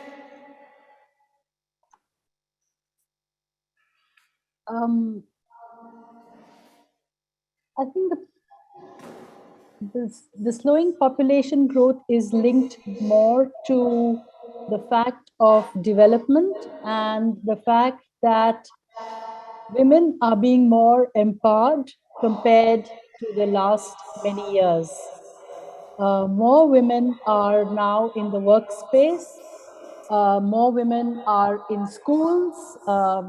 The literacy rates have improved. And I believe that when more women are in public spaces, are more educated, peace has a better chance. So, but at the same time, the whole education, which is so pro-nationalist, which is moving away from, very often is based on myths and is ahistorical and is not really anti-war. This also militarizes women. And we see this also as a setback to feminist movements, the fact of this right-wing populism, which is overtaking country after country, especially in Asia. Whether it's Manila, it was there in Brazil also, but we hope it will change. But almost all of South Asia a lot in Southeast Asia. So there is no real major movement towards peace. There's only a movement towards more aspiration of more consumerism. And there are movements towards equity. There are popular movements on climate.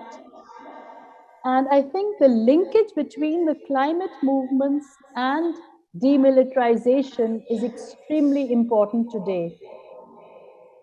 So there is hope, but the challenges are really, really immense.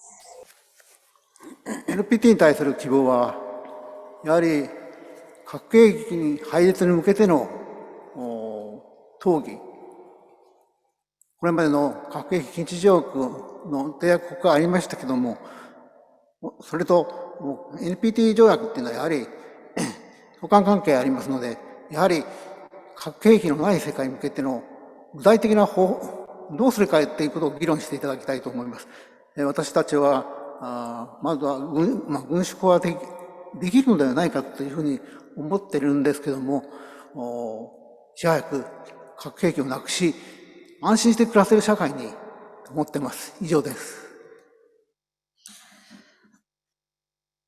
As the first meeting of state parties of TPNW made clear that the TPNW is complementary to the NPT, and in the NPT itself, there are agreements to be reached by nuclear weapon states to abolish their nuclear arsenals. So I hope that the NPT review conference will discuss concrete actions for them to take. Them mean the nuclear weapon states to take, and take a first step in implementing their agreement to eliminate their nuclear arsenals. And I believe that the abolition of nuclear weapons is possible. So we really want to live in a more peaceful, safer, and nuclear weapon-free world. So I hope that our desire will be met in the coming NPT review conference. Thank you. ありがとうございました。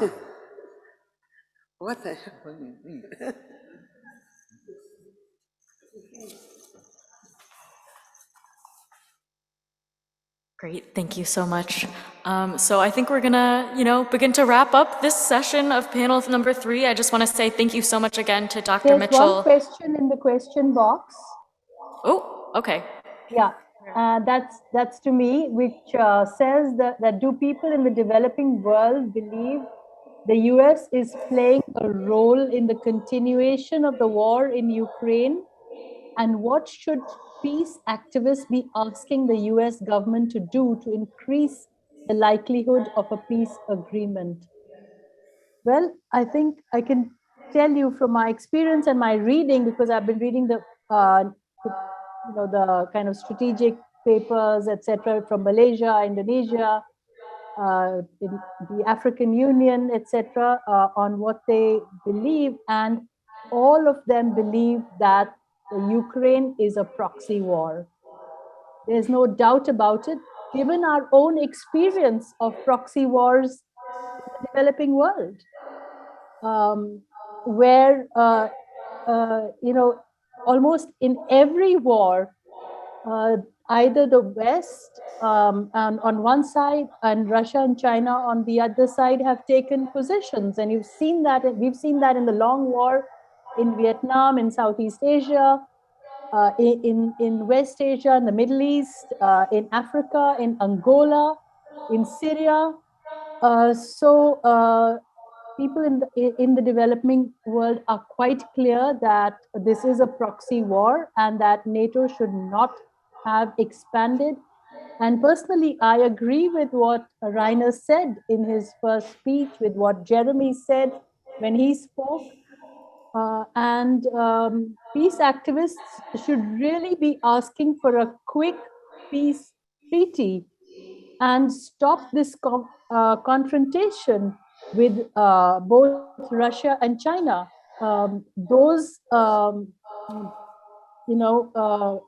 It's very clear that this confrontation can lead to a terrible flashpoint and a point of no return. So really, peace is the only option. And many major strategists in the US, and we got to hear and read what they said, from Mershima to Kissinger. They've all said that it is possible that Ukraine could have been a bridge between the West, between Europe and between Russia, and instead made it into a tinderbox. So it's very clear to us what is happening, and really we would, the peace movements and the social movements would obviously like a positive response from the NPT, that the TPNW, some of the positions in the recent meeting of the state parties to TPNW actually asked for a link between the TPNW and the NPT. I think that should at least be done. And maybe our conference should call for that and endorse that. Thank you. So first of all, just to thank Anu for that last intervention. As I said when we began the conference this morning, we need to understand just how serious the proxy war in Ukraine is. The Russian nuclear doctrine, which is that should the Russian state, which is to say Putin, finds itself in jeopardy, their doctrine allows for the use of nuclear weapons, even if they're tactical, which might be Hiroshima-side. And we have in the United States, as I said in the beginning, from almost the highest level of our government, a willingness to risk that nuclear war. So the urgency for all of us to do what we can to win a ceasefire, to press for a negotiated settlement that would ensure Ukrainian neutrality and sovereignty, and for the removal of all foreign military forces from Ukraine, which now also includes US forces, needs to be the demand of our movement. And we have to do it in a way that is sufficiently broad, sufficiently insistent to move, among others, the Democratic Party, which is unfortunately lined up almost unanimously behind this deadly and very dangerous war. And similarly, as we face what seems to be an imminent escalation of US-Chinese tensions over Taiwan, I think it's absolutely urgent for us to be urging Pelosi to stay home and for us to work for common security resolution of US-Chinese tensions, really the struggle between rising and declining powers, which too often have led to war. We have a note here from the end. What do people expect from this NPT review conference? Well, I'll speak honestly here and say that given the international political situation, given the unrivaled arms races that are involved, our expectations for the NPT are not particularly high. But it's our responsibility to press as we can, to use our gatherings to build our movements. I know that the former Mongolian ambassador was here earlier this morning. Mongolia has a single state nuclear weapons free zone, and I know that he will be working within the NPT with other nations which are not part of a regional nuclear weapons-free zone to increase the number of single-state nuclear weapons-free zones, part of the process, if you will, of surrounding and isolating the nuclear weapon states in order to prevent a nuclear war and to ensure the independence of these nations. I'm sure there are many more possibilities. Those of you who've got or will have UN credentials, I ask you to do what you can to buttonhole members of the diplomats who are there and press for them to honor their Article 6 commitments, right? I mean, if the NPT is lost, if nobody believes in the legitimacy of the NPT, unfortunately what we're going to see is not only the danger of existing great power nuclear war, but also the proliferation of nuclear weapons. Earlier when Reiner Braun was introduced, there was reference to the book he wrote about Joseph Rotblat. Rotblat was the one senior scientist in the Manhattan Project, which developed the Hiroshima and Nagasaki bombs, who quit. And he went on to found the Pugwash conferences. And Rotblat would say that basically humanity has a very stark choice. We can either completely eliminate nuclear weapons, or we will see their global proliferation. And he would say, well, why is that? And he would then answer, because no nation will long tolerate what it experiences to be an unjust imbalance of power, or in this case, terror. So I think we have a responsibility to working with whoever we can, wherever we can, for that abolition. As Emily will have the last word here, but I'm going to take a few more words as we close up. First of all, I want to thank Mariana Fernandez, Maria Savell, and Carrington, who basically kept the conference going. If you were online, if you were able to engage with us in terms of our speakers coming in, it was their work that made it possible. I want to thank our speakers.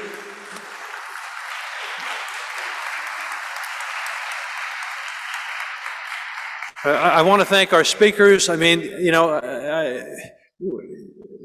these things don't happen by accident. These are remarkable people from all over the world. I mean, we had a little technological glitch there with Anu Chidai. She was speaking from India, right? We had Dr. Zhang from China. We had Oleg and Yuri from Russia and Ukraine. I mean, this is a unique opportunity, and I trust that over time, people here online and in the room here will be talking about and digesting what we heard and building from it. We'll be putting the recording online. The speakers, here's advance warning, I'm going to be asking you tonight to send me your written remarks so we can put them up online, and we use this to build for the longer term. I think the last thing I want to say, as I was listening to the conference, I heard the reaffirmation of of really the vision of Peace and Planet, that there's no single way, no siloed movement that will achieve the abolition of nuclear weapons. The issues are interrelated. Anu was talking about the right-wing populism. I mean, the irony that that President Biden speaks in terms of a rule-based order and affirming democracy, when India is increasingly repressive, when Muslims are being denied the right to vote just as people are being denied the right to vote here. And there's a very direct relationship between people's freedom, as Jeremy Corbyn was saying, in terms of people's economic security and prosperity, with the ability to maintain democracy and the movements that we need to end wars and to eliminate nuclear weapons. So, we have to find ways to integrate our movements. We need not to be single issue. And I guess the last thing to say is that, the courage of the speakers, each of them, among other things, here's Anu joining us at 4 o'clock in the morning, right? Yuri and Oleg, whose lives are literally on the line. For what? To try to ensure human survival. And so simply to say that I think they provide a model, they provide an inspiration, they provide a lesson for all of us. If peace, security, justice, and a climate that's not going to be a catastrophe for people, my children and grandchildren included, then we have to live our lives, make our daily decisions on the basis of those commitments and those values. So with that, I'll say thank you to all of you in person here and those of you who joined us online. And I look forward to seeing all that you'll accomplish in the days, weeks, and years ahead. Thank you.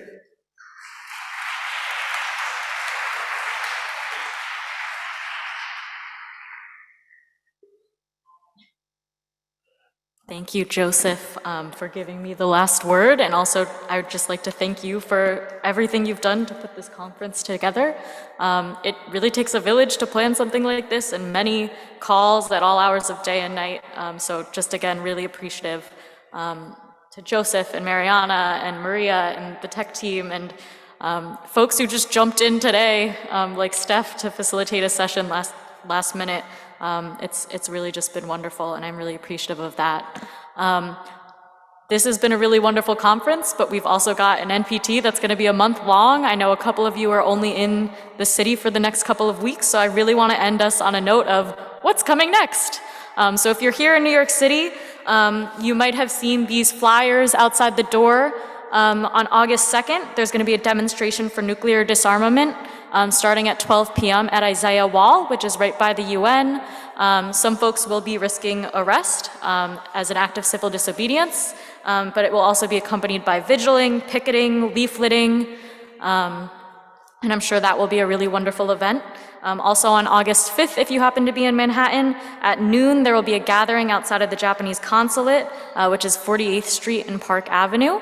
And throughout August 6th through 9th, there are many different commemoration events here in New York City, across New York State, across the country, and across the globe, commemorating the 77th anniversary of the bombings of Hiroshima and Nagasaki. So if you're in the New York area, you can check out panys.org to see a list of events throughout New York State. I also know the Physicians for Social Responsibility has a larger ranging list for across the country, and if you are not in the US, please check with your local peace orgs to see what events might be in your area. If you are going to the UN, I know there are numerous side events, both hosted by different NGOs and civil society groups, as well as different nations, and Reaching Critical Will has a really wonderful list of those side events. So I hope to see many of you throughout the next couple of weeks, and I just really appreciate everyone for taking the time, whatever time of day it might be where you are, to join us today in this discussion. And I really look forward to carrying on these conversations and turning these conversations into tangible actions, and working together for a nuclear-free, just, and sustainable world. So thank you again, everyone.